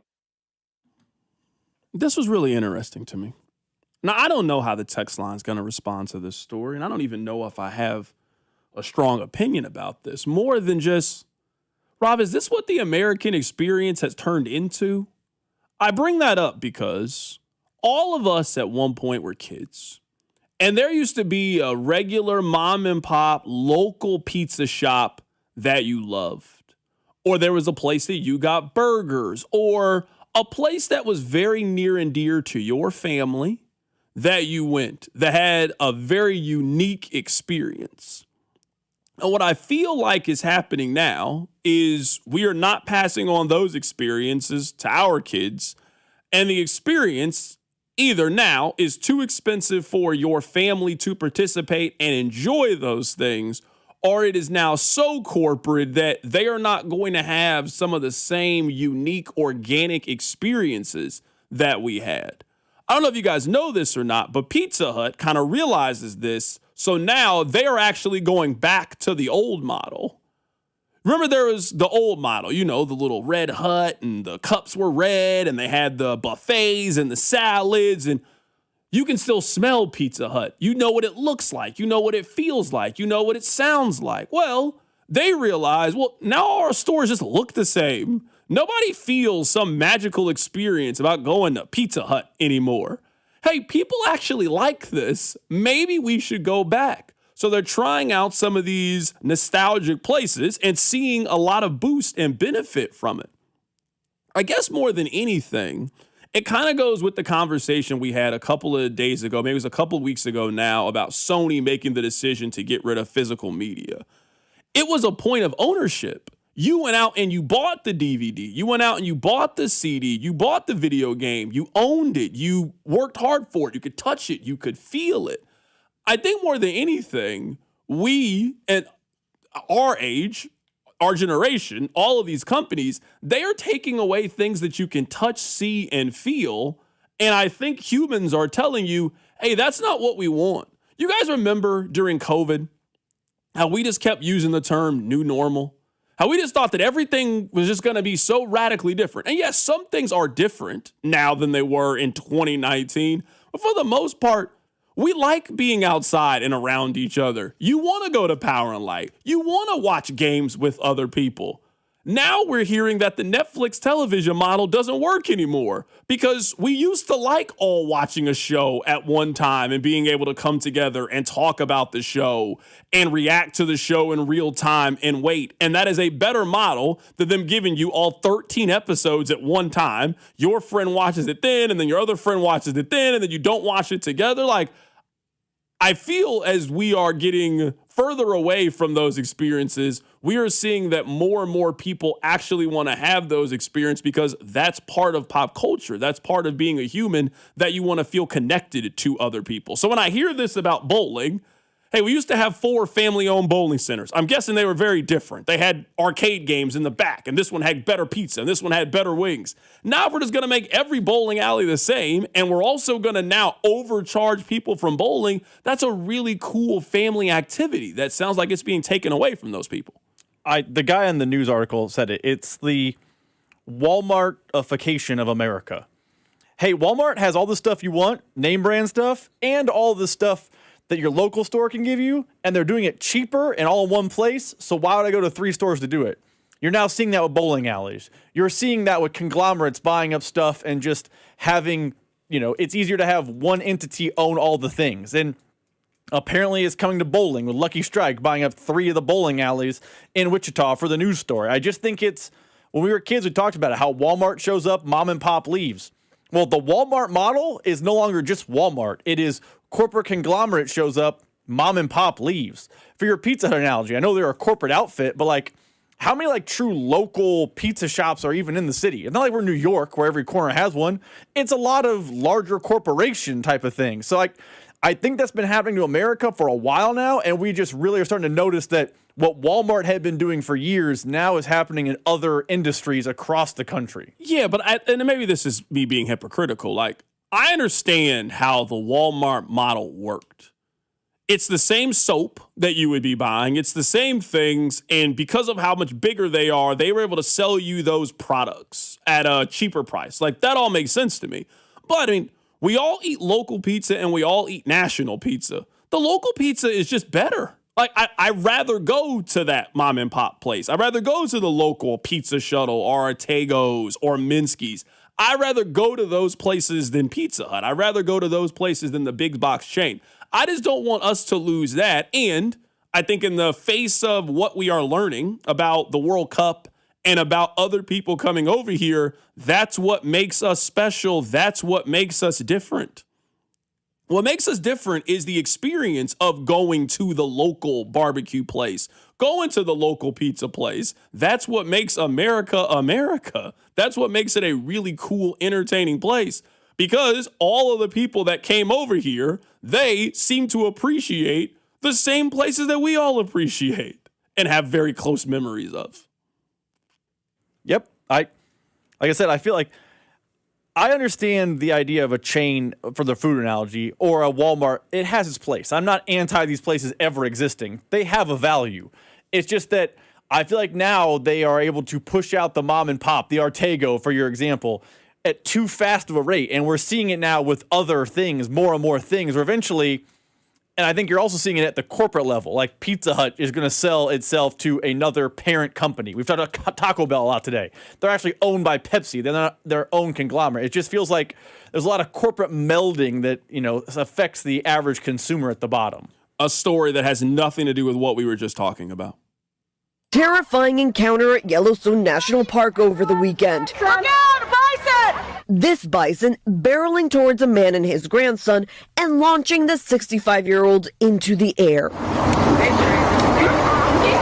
Moments earlier, the two visitors stopped to take photos of the animal lying in the grass before it began rolling and then charging at a passing car. The park guests spotted running away from the animal, who proceeded to chase them through the trees. The bison catching up, sending the man flying several feet into the air. It went from a little bit of amusing to watch to critical emergency. Photographer Mike McLeod filmed the whole thing before running to help. I stopped the video because I could see that bison was standing over him and he was pumping his head, very aggressive and agitated, and I knew that somebody had to distract that thing. He says he and other campers ran at the bison, chasing it away and then tending to the man who he says was in a lot of pain. The man's family telling NBC News he underwent surgery and remains at the hospital. The park says visitors should stay at least 25 yards away from all large animals. But the photographer who captured it all said the campers appeared to be doing everything right. What are your thoughts when you watch that video? They were doing everything right. They were respectful. And once the bison showed any agitation, they left. And they were just at the wrong time in the wrong place. I'm playing that again for you guys because during the last commercial break, I read a statement from Yellowstone National Park. And they said, Rob, that they're not going to do anything to the bison. There was a thought that maybe the bison would be in somebody's stew. Well, we know that is not going to be the case. They said there's going to be no additional penalty for the bison, no fines, no suspension. They're not going to upgrade it to a yellow card or a red card. They're going to leave the bison alone. It made me then start to think, why would we be mad at the bison for being a bison? Why are we mad at the wild animal for acting like a wild animal? This is why I leave them alone. That's how we started the show today. This is why I leave the wild animals in the wilderness and in nature where they need to be. I don't try to go to the bison's habitat. I'm not there to go to the bear's habitat. I don't want to go to where the snakes live. Some of you get enjoyment out of those things. You're thrill seekers. You want to dive into the ocean and see all the animals. I don't have any interest in doing that. I don't want to go to where the bison are, just walking around, these wild animals. For what? Why? This man was taking a picture of a bison like it was encaged in a zoo. The bison woke up like an angry celebrity, and that man was TMZ, and he charged at him. Now, I give that old guy a lot of credit, and I don't say old as a measure of disrespect, but the man's 60 years old. You should have saw him. He was an old man. The man, he stayed alive for as long as possible. He was running around. At one point, I thought he kind of faked the bison out. But at 61 years old, he ain't got the wiggle, you know? He don't got the lateral movement at that point. That bison got him, and when he got his hooves on him, he threw him up in the air. I was scared for that, man. I was scared for his life. They said that bison threw him 8 feet up in the air. 8 feet. This is why I stay out of nature. I don't need to go out there. There's 3 places I don't need to go. I don't need to go to space. I don't need to go to the bottom of the ocean. I don't need to go out in the wilderness. I don't need to be out in the desert. What am I out there for? It has none of the things that I enjoy. I don't get it. I don't understand it. I really don't. For those of you that go camping, why would I want to sleep out there? That's where that's where they sleep. That's not where I'm supposed to sleep. Why do I want to go to the bison's home? For what? If I need to learn more about the bison, I'll turn on National Geographic. They got all the videos on Disney Plus. I'll watch all I need. Somebody told me a long time ago, this is why they created the sidewalk, because some people like you shouldn't be out in the street. Great. I don't want to be out in the street. That doesn't sound fun. It's dangerous in the streets. That's why I'm over here. This is why. This is why they created homes. To stay away from bison, to stay away from bears and lions and tigers and sharks and all that other stuff out there. I just don't know how the wild animal was doing wild animal things. Why should I think that now he has to go because you went to his home? He didn't come to you. Now I can understand. If the bison was running down Metcalf, yeah, the bison probably got to go. He's not where he needs to be. The bison is in the park, the national park. He was the one person in the right, not this man. So I'm happy they're not going to euthanize the animal. They shouldn't euthanize him. He was just doing what wild animals do. I agree with everything you said. Can we talk for 1 minute about the photographer who, in the news story, acted like a hero by being like, after the bison hit the person, I then decided to turn the camera off and intervene. Yeah. He was like, I could tell it was getting dangerous at that point. You mean watching a 60-year-old get yeeted 8 feet in the air was when you decided, whoa, I probably need to intervene? Maybe don't have your phone out the whole time. Someone on the text line says, you could apply this logic to anything. Why be in the city? That's where the people are. I'm a person. Yes, that's what we have determined is my habitat, where the people are. You know, the fewer people I see, usually is a sign that I shouldn't be there. That's a strategy that when I start to feel like there's fewer and fewer people around me, that fewer and fewer people live, that's usually a sign that that's not where I need to be. That's not God's plan for my life. I don't need to be out there. So yeah, no, that's where I want to be. But you're right. That guy sees you getting chased by the bison and just films the whole thing. And Rob, he then uploads it onto the internet. You wish me harm. You wish me harm. That's 100% what happens. You don't want what's best for me if you did that. You can't want what's best for me if you do that. Somebody said, so you don't do float trip. Bro, I don't float. I've never went on a float trip a day in my life. I don't even know where you would go float trip at. I also feel like, I've never been on a float trip myself, but if there was a wild bison there after this story, I'm definitely not doing a float trip. I don't know. Somebody said in the photographer's defense, what he's supposed to do, he does the only thing he knows, film. No, I mean, that's a good point. I'm with you. Except for in the news story, he does say, after the hit, I then felt like it was time to intervene. So he did something. He did intervened in some form or fashion. He let the bison go, and then he was like, let me distract him. What could he have done to stop the bison? I don't know. Throw some rocks, create a diversion, do something. He then also says in the news story, or someone says, the man was hurt. Yeah. He got hit by a bison at 61 years old. It would hurt. Yeah, I don't know. I don't know. I'm not fooling with it. I don't know. That's just my opinion. Hey, some of you like going out in the nature, and these are all just my personal opinions. If you're a nature person, great. There's enough nature for you to go out there, and there's enough nature for you to go explore. I just want you to know that I will not be participating in that activity. There's a lot of indoor activities I'm all for, and I will participate. I've never done it before. I'm happy to do it. But no, I don't have I don't have a desire to go practice homelessness with you and go sleep outside for 2 days. Like, why am I cosplaying as homeless? This doesn't sound fun to me. This doesn't sound like a good idea to me. Why do I want to go to the bison's home? That doesn't sound like a fun activity to me. So at least I'm going to stay in the car. So if it gets angry, you know what? I know that thing's not outrunning this Kia. I know it's not doing that. I'm in a Mustang. He's a bison. We're winning. I got more horsepower than he has. There are some animals that could catch you. I don't think bison's that one of bison them. ain't catching me. That catching me. I'm going to tell you that much. All right, Rob, do the hits. Your workday is over. Oh, yeah. You're headed home, and now you're stuck in traffic.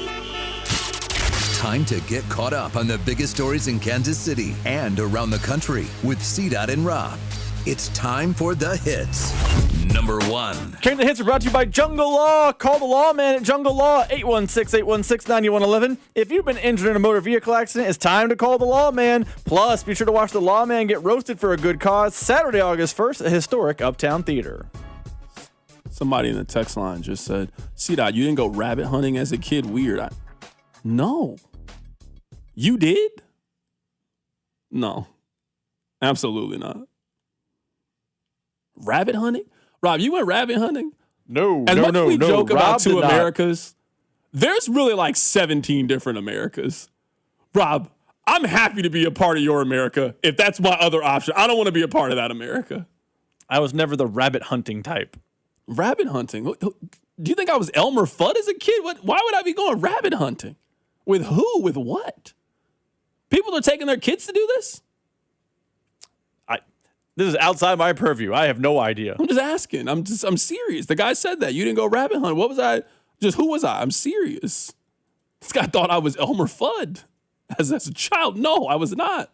I was not going rabbit hunting. I've never eaten rabbit, never hunted rabbit.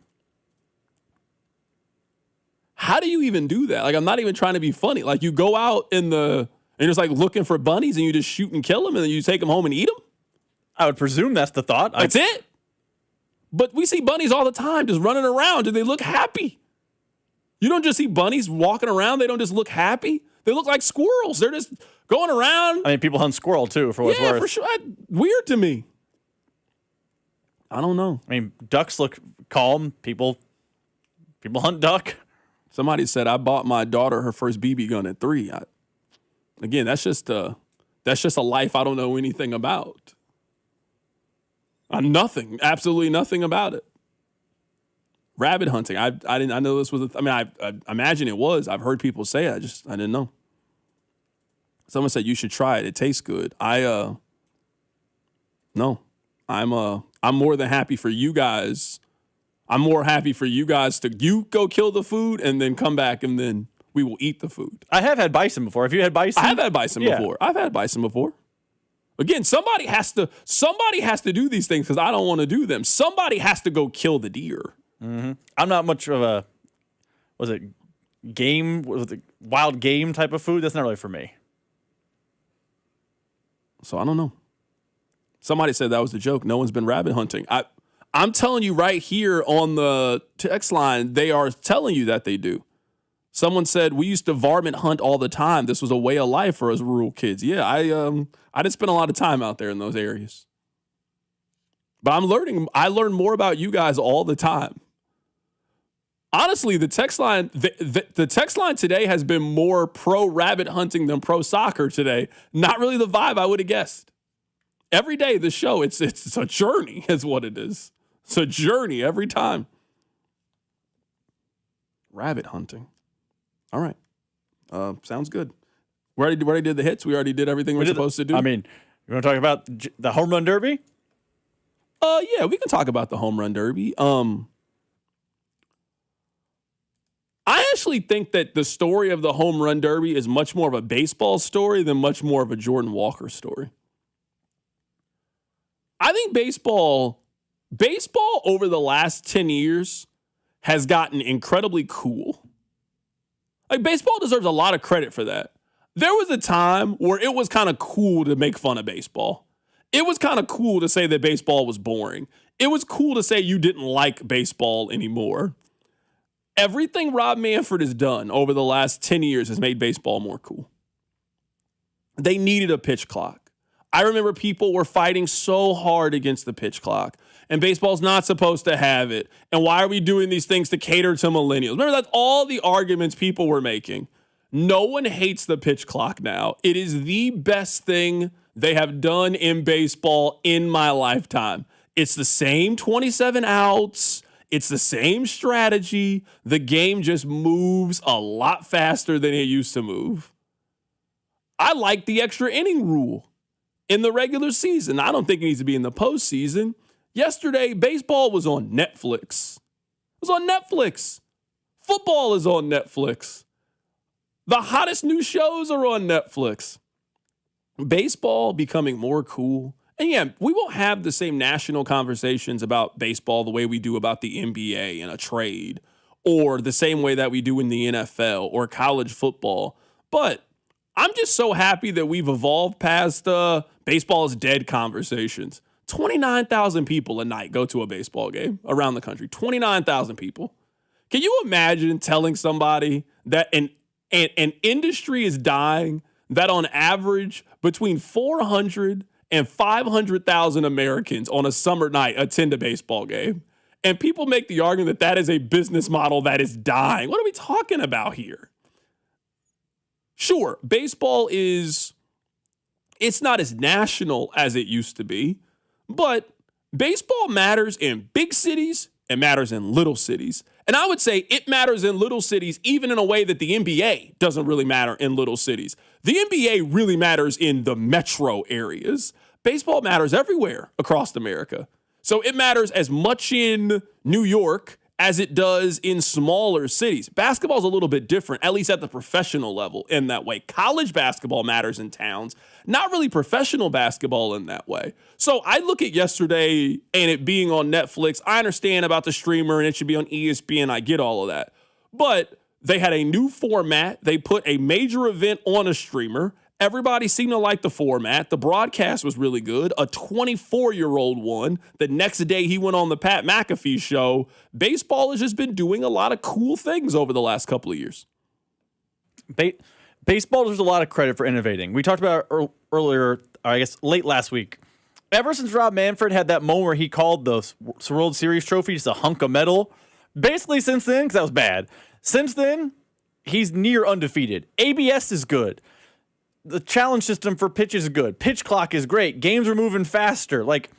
It's a small thing, but have you noticed baseball teams start their games a half hour earlier nowadays because it gets more kids to the ballpark? Like, they are doing the things you are supposed to be doing. They made 4th of July, or I guess they made the 5th of July, that Sunday, an event on NBC.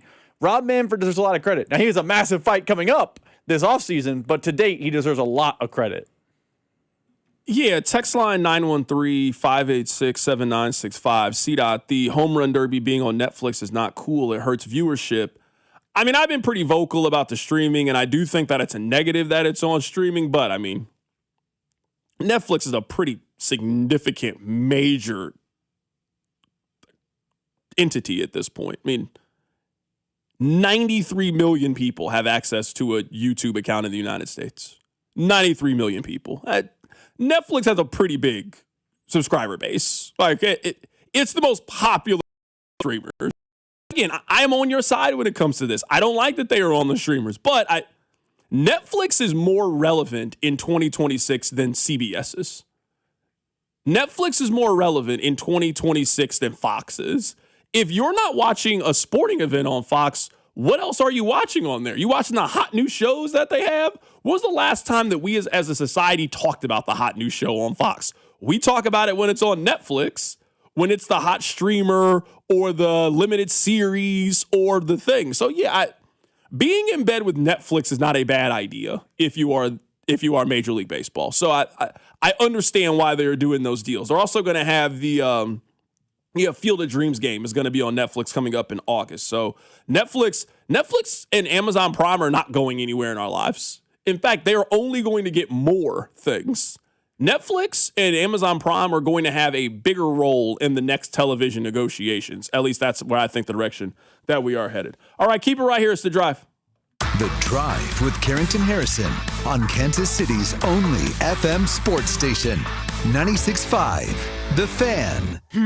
What to do today? There's boating, fishing. At Jackson County Parks Plus golfing, Rec, sailing, skiing, picnicking. there are countless ways to make your day. Canoeing, hiking, biking. And you just swimming. found your spot right here. Camping. Yeah, camping. I'll camp at Lake Jacomo or Longview Lake or maybe Blue Springs Lake. Hit the beach at Longview Lake. Oh, they're all so close to Jackson County Parks Plus Rec. Miles of smiles, minutes away. Learn more at makeyourdayhere.com. When it comes to my policy, Farmers gives it to me straight, so there's no surprises.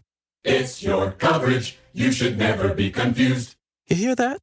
An insurance provider with a conscience. We're a choir, but yes, we have that too. Straightforward coverage you can literally understand. That's what you get when you have Farmers. Bum, ba, bum, bum, bum, bum. Learn more at farmers.com. Underwritten by Farmers Truck or Fire Insurance Exchanges or Affiliate. Products not available in every state.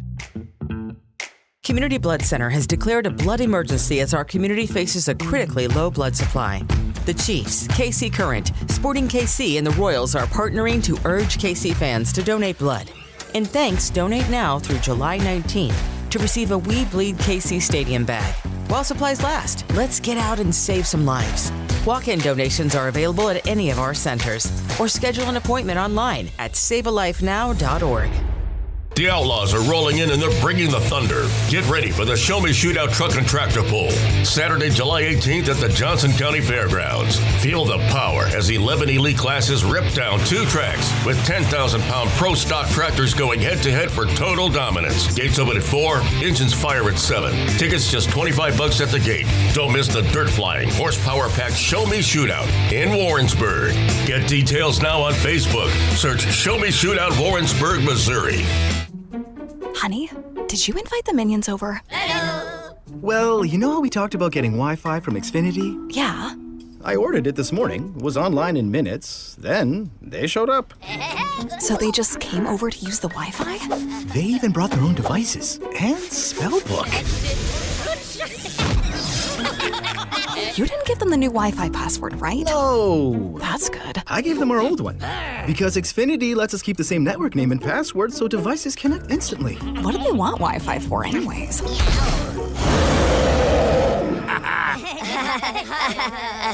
Better not to know. Plausible deniability. Get streaming or scheming instantly with same-day Wi-Fi from Xfinity. Plus, lock in one price for the most reliable fiber-powered Wi-Fi for 5 years. Guaranteed. And see Minions and Monsters only in theaters. Xfinity. Imagine that. Restrictions apply. Not available in all areas. Use of fiber coaxial cable. Learn more at xfinity.com/same-day Wi-Fi. I'm Bob Burke, founder and chairman of Burke America Parts Group, a family of brands that includes RepairClinic.com, an appliance and HVAC parts solution company that's grown into an international brand. Before AmericanEagle.com, we partially launched a new technology platform developed by another firm. American Eagle helped take our technology to a whole new level with digital marketing, software development, and business insights into our key markets, appliances, HVAC, and outdoor power equipment, and did so both on time and on budget. AmericanEagle.com has the resources, experience, and talent needed to produce solutions. Our new technology platform, developed by AmericanEagle.com, has produced tremendous results with higher traffic, conversion, engagement, and online revenue. If you have any home repairs you need to take care of, check us out at RepairClinic.com.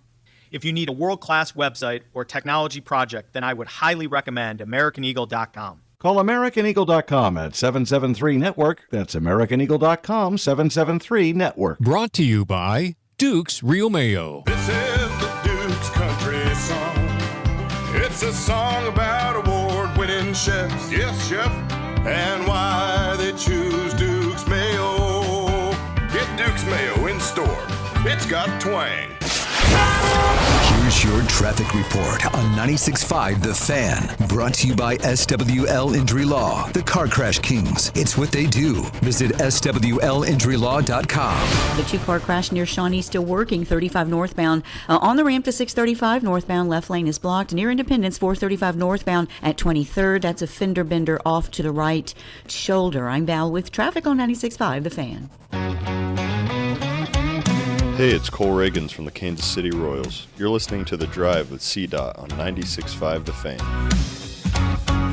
I hate to be arguing these points because I'm really on you guys' side when it comes to this, but sometimes we just disagree. So about the home run derby yesterday.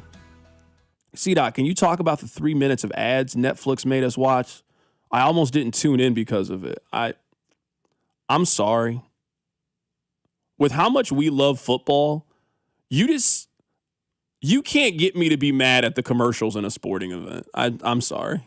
We all say NFL King and how much we all watch it and we see the numbers. Football is littered with commercials and we never seem to complain about commercials, really at any point of commercials. So at this point, I'm just so used to commercials being a part of our sports. It just doesn't bother me.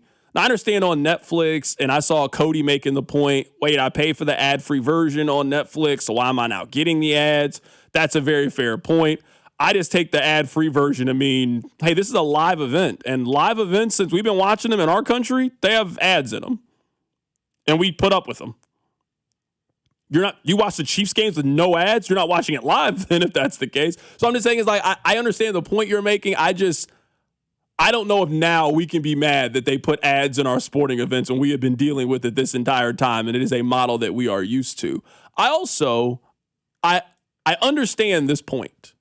Text line 913-586-7965. So basically, every sporting event has sold out its fandom to corporate sponsors, and they're now using streaming services to make up for the money. If you give it 10 years, I don't think many people will be watching the home run derby. I strongly disagree for a couple of different reasons. Number one, we're way too sports obsessed to now just give up on all of these other things. Like, some of the reason why it is the way that it is there is only one thing that we all watch live. There's only one thing that we watch live. There's two things. Love Island has turned into one of those shows, and sports. So as we get further and further away from watching things live, and now the only live entity that people watch in these kinds of numbers is sports, it now becomes incredibly valuable. And Netflix is more powerful. Amazon Prime is more powerful than those traditional channels. I know we've grown up with them and they've been in our lives for so long and they come on regular television, but I want you to ask yourself honestly, what is the more popular channel? What is the more viewed channel? Is it Netflix or is it CBS? The answer is Netflix. More people at night watch Netflix at 7 o'clock than watch CBS. So as Netflix has gotten bigger and bigger and bigger, and there is such a need to continue to fill it with content, they're picking the most valuable thing that you can have, and it's live sports content. So I'm on your side. I hate the impact the streamers have, and it has made sports less convenient. But I think we also have to agree, if you have decided that sports is going to be your hobby, this is just what you got to accept now at this point. It ain't going back. We think that Amazon's going to have a lesser effect on sports as we continue to move forward. We think that Netflix, after getting major fighting events, and now they're getting the Christmas Day games, and they're getting the MLB home run derby. We think that Netflix is going to have a smaller role in sports television in the next 10 to 15 years. No, they're going to. Now, maybe you just say, I'm not watching sports anymore. It's perfectly fine. You're going to pick a new hobby. But if you decided that sports is the kind of content that you want, you better start signing up for more subscription services. They've already told us the direction that they're going. To your point about Netflix being more viable than CBS or Fox, it is maybe not the best metric, but whenever the Emmy nominations come out in the fall, see how many shows are on terrestrial television. It is, hey, great job by Ted Lasso. Great job by Shrinking on Apple TV. Hey, it's this other great show. It's what was the John Barenthal show on Netflix where he and Tessa Thompson were married. Whatever that show was, you know what I'm talking about. That show was on Netflix. When the Emmys come out, all the shows are on streamers. No one is watching, America's Got Talent on NBC the same way. So of course, these people got into the streaming service. Of course, the sports game. Of course they did. Now, I do think it's fair to complain about the job they did. Like, I heard the broadcast had hiccups. I heard the broadcast had annoying cross promotion. Like, sure. You can complain about the quality of broadcast. I think that's fair. But what America has told us is we watch one thing live and we go one place to watch our television. That Netflix and those places are trying to meld the two things back into one, which is what television used to be, but it's just now over the internet. I mean, I think right now, and I could be wrong, I'm sure the text line will come up with some answers. If you started to like write down, hey, how many of these network shows are interesting to me? Like we agree, Thursday is kind of turned into a big night for television, right? You ain't tell you the shows that are coming on. This is the fall lineup on Thursday. I bet I haven't heard of half these shows. Georgie and Mandy's First Marriage, Eternally Yours, Elsbeth's, and Cupertino. I believe that's how you pronounce that word. This is the Friday night. You remember when Friday night used to be prime time? These when all the big shows come on. The Friday primetime schedule on CBS is Sheriff County, Fire County, and Boston Blue. Netflix is more relevant in 2026 than CBS is. They got more good shows. You're watching more of Netflix. So, yeah, it's not surprising in the same way that CBS made the investment in live sporting events. They own the Masters. They have the NCAA tournament.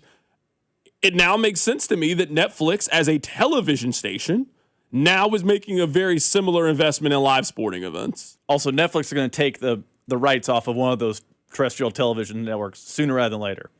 I was reading an article. I've never heard of Boston Blue? Yeah. I've never heard of that show before. I was reading an article about Netflix where they're going to be in the bidding process for the next World Cup TV rights. Yeah. Whenever the women's is going to be on Netflix. Whenever the NFL contract expires, which there's been rumors that they're going to have a rebidding process, Netflix might push one of the other networks out. They have enough money to do that. And you don't have to like it. It is annoying. Don't get me wrong. But it is going to be the new normal for a COVID term sooner rather than later. Bro, they're not even, these other stations, they're not even trying. I'm looking at Fox. Fox's Monday night is going to be Celebrity Name That Tune and Celebrity Weakest Link. That's the Monday? Weakest Link still a show? There you go. Yeah. Learn something. I'm just saying, every Monday, that's the show? You're not even trying. Tuesdays and Thursdays, Best Medicine, Doc, The Floor, 99 to Beat, Hell's Kitchen, Special Force. I've heard of some of these shows. Hell's Kitchen I've heard of. No, I'm not hating on these shows. I actually like a Hell's Kitchen, but your point is very valid. No, I'm only bringing that up because when you go to top 10 shows on Netflix, it's nonstop heavy hitters. And if they don't do that, you know at any moment, hey, I can just get out of this with Netflix. So Netflix is incentivized to always keep good shows on there. They're incentivized. Every Monday, Celebrity Name That Tune, Celebrity Weakest Link. You ain't even trying on Monday nights. No level of creativity. No nothing. Now, I'm not going to do NBC just because NBC is going to be basically, that's going to be Chicago Fire, Chicago PD, Law and Order SVU. You know, I'm not mad at that. I kind of like it. I'm a big fan. Law and Order, what's the one that Stabler's in by himself now? They got rid of that one. Oh, okay. Now, that existed, though. Now, I'm looking at ABC. There's something bad. On Wednesday, they have Scrubs, Abbott Elementary, Celebrity Jeopardy, Shark Tank. That's not a bad night of television. I'll sit down with that. You watching that? I like Shark Tank. It's a good show. I like Abbott probably more than you do. Who's watching Shark Tank live, though? You watching Shark Tank live? I'll just wait till it's on Hulu. I'm not watching it live. That's I catch the clips on social media the next day. Man, I've never taken a look. These people watch these shows? Can you imagine if you were dating a girl and you were like, hey, what's your favorite show? And she was like, man, I really love R.J. Decker on ABC. What? That's your favorite show? Of all the shows on television right now, R.J. Decker's your favorite show? At least give me an Abbott Elementary. Give me something. Give me a 911. Give me something like that. That's your favorite show? Grey's Anatomy still on? You got to be lying to me. Grey's Anatomy still comes on? Apparently. What season are they in? Let me look at this. 23? There's 23 seasons of Grey's Anatomy? Rob, they're making this up. There's no way that Grey's Anatomy. Do they still got Katherine Heigl on that show? Oh no, she's long gone. I don't know. I've never watched it before. I didn't know that there was still new episodes of Grey's Anatomy. How long is the show gonna go on? Could you just now start watching Grey's Anatomy? No chance. I'm just saying it's like Law and Order. You could just start watching Law and Order right now. Like, yeah, there's going to be some stuff you don't know if you haven't been watching it. But yeah, it's very simple. This person got raped. We're about to solve the rape. This person got killed. We're about to solve the murder. We're going to show you who done it. We're going to do all that in an hour. Can you just start watching Grey's Anatomy tomorrow? How? How do you know what's going on in the hospital?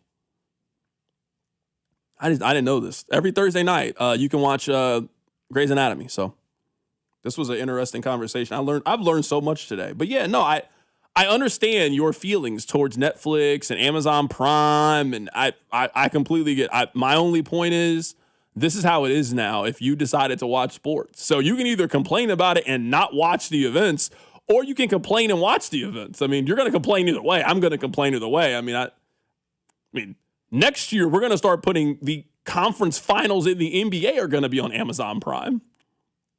The Eastern Conference Finals are going to be on there. Like, I hate it that this is what we're doing, but this is what we decided to do. Keep it right here, it's The Drive. You're listening to The Drive. My man, Carrington Harrison. On Kansas City's FM sports station, 96.5, The Fan. Well, it's Carrington Harrison from The Drive here. Let me ask you a couple of questions. Do you have poor sleep? What about low energy? How about brain fog, a reduced sex drive, weight gain, and workouts that just don't deliver like they used to? Well, the problem could be low testosterone. And the truth is, those testosterone levels can start declining as early as your 30s, 2 or 3% every single year. And before you know it, you just don't feel like the same man you did back in the day. Well, you don't have to accept this as just aging. Heartland Men's Health specializes in customized testosterone therapy and targeted body composition plans. You might think you have low T. Well, pick up the phone and call this number, 844-447-6600, or check out the website and take this simple 10-question quiz. Visit heartlandmenshealth.com. Your initial visit is just $100, includes a medical consultation, a PSA test, and lab results in about 30 minutes, and your treatment can start that day. 3 locations, Overland Park, Independence, North Kansas City. There's no need to wait. Go stop by and see my friends over at Heartland Men's Health. Featured therapies are compounded and have not been evaluated nor approved by the FDA. Provider prescription required. See website for details. You're listening to 96.5 The Fan from the DM Injury Law Studios. Mike's got this. Car, truck, or motorcycle wreck? Remember, Mike's got this. 816-888-7500. Mike's got this. Hi, I'm Michaela, your friend and jeweler at Shane Company. You found your dream engagement ring. As a jewelry consultant, I recommend to start shopping for your wedding band 6 months before your big day. Don't worry. At Shane Company, we're here to help you find the perfect bands. Our men's and women's bands are crafted to high-quality standards, and it shows in every detail, with a stylish design and comfortable fit. At Shane Company, we'll take care of your engagement ring and wedding bands for life, because a friend wants you to say, I do, to your rings again and again. Shane Company, your friend and jeweler. The Colonel's cooked up a new $10 bucket of the day just for you. Monday, 24 nuggets for $10. Tuesday, 8-piece fried chicken for $10. Wednesday, 10 wings for $10. Thursday, 8 tenders for $10. Friday, 24 nuggets for... Ooh, you guessed it, didn't you? $10. The $10 bucket of the day deal. Every weekday. Only at KFC. It's finger licking good. Prices and participation vary while supplies last. Not available on third-party ordering platforms. Tax extra. As World Soccer hits the big stage, Fanatics Sportsbook is making every game day worth more. Earn up to 10% fan cash on your soccer bets, win or lose. That's real extra value you can unlock every match, all tournament long. And fan cash isn't just for betting. You can use it anywhere in the world of Fanatics. On game tickets, merchandise, collectibles, profit boosts, and more. One ecosystem, endless ways to spend. Plus, new customers get up to $1,000 in fan cash. That's $100 bet matched every day for your first 10 days. The world is ready. Are you? Fanatics Sportsbook. Winning hits different here. Must be 21 plus. Gambling problem? Call 1-800-GAMBLER or 1-800-MY-RESET. CT, call 888-789-7777. MA, call 800-327-5050. NY, call 877-8-HOPE-NY. MD, visit mdgamblinghelp.org. Not available in all states. Terms apply. See Fanatics Sportsbook app. We've all been there. You pop into the shop for 5 minutes and all of a sudden you've forgotten where you parked. Car. Unfortunately, that lost feeling is what it's like trying to manage your policy with other insurers. Here, car. Come out, wherever you are. Please. With Geico, you can use the app to easily manage all your policies in one place. Did this parking lot have a waterfall? I think you've wandered too far, mate. It feels good to find what you're looking for. It feels good to Geico. It's the first day of the first grade, and she found a new best friend. It's a laid-back Sunday afternoon you wish would never end. homemade taste of Bluebell, and good friends gathered round. The good old days are being made right now. Bluebell Chocolate Lava Cake is a mountainous eruption of flavor. Classic vanilla ice cream loaded with rich chocolate cake pieces, rivers of chocolate sundae sauce, chunks of dark chocolate, and a deep fudge swirl. Prepare yourself for an earth-shaking experience. The good old days are being made right now. The good old days are being made right now. Look for Bluebell ice cream at select Walmart supercenters and select neighborhood markets. Car, truck, or motorcycle wreck? Remember, Mike's got this. Paid for client portrayal and endorsement. The choice of a lawyer is an important decision and should not be based solely upon advertisements. Give me one good reason why I should call DM Law. How about 3 great reasons? 1, it's easy. 2, it's fast. 3, the results. Mike's got this. 816-888-7500. Mike's got this. Hey, it's Vinny Pasquantino, and you're listening to the home of the Royals, 96.5 The Fan. Here's your traffic report on 96.5 The Fan. Brought to you by SWL Injury Law, the Car Crash Kings. It's what they do. Visit SWLinjurylaw.com. Brought to you by Buckner's Heating, Cooling, Plumbing, BucknersHC.com. Everybody knows Buckner's is better. The crash in Shawnee, it's off to the left shoulder now. A lot of onlooker delay, 35 northbound past Johnson. Southbound side, very heavy. As they take a look, you've got the 2-car crash down at 435 eastbound in Knoll. Right lane blocked there. Multi-car crash, 49 southbound past 155th. Right lane blocked. I'm Val with traffic on 96.5 The Fan. Welcome to your home for Royals baseball. 96.5 The Fan.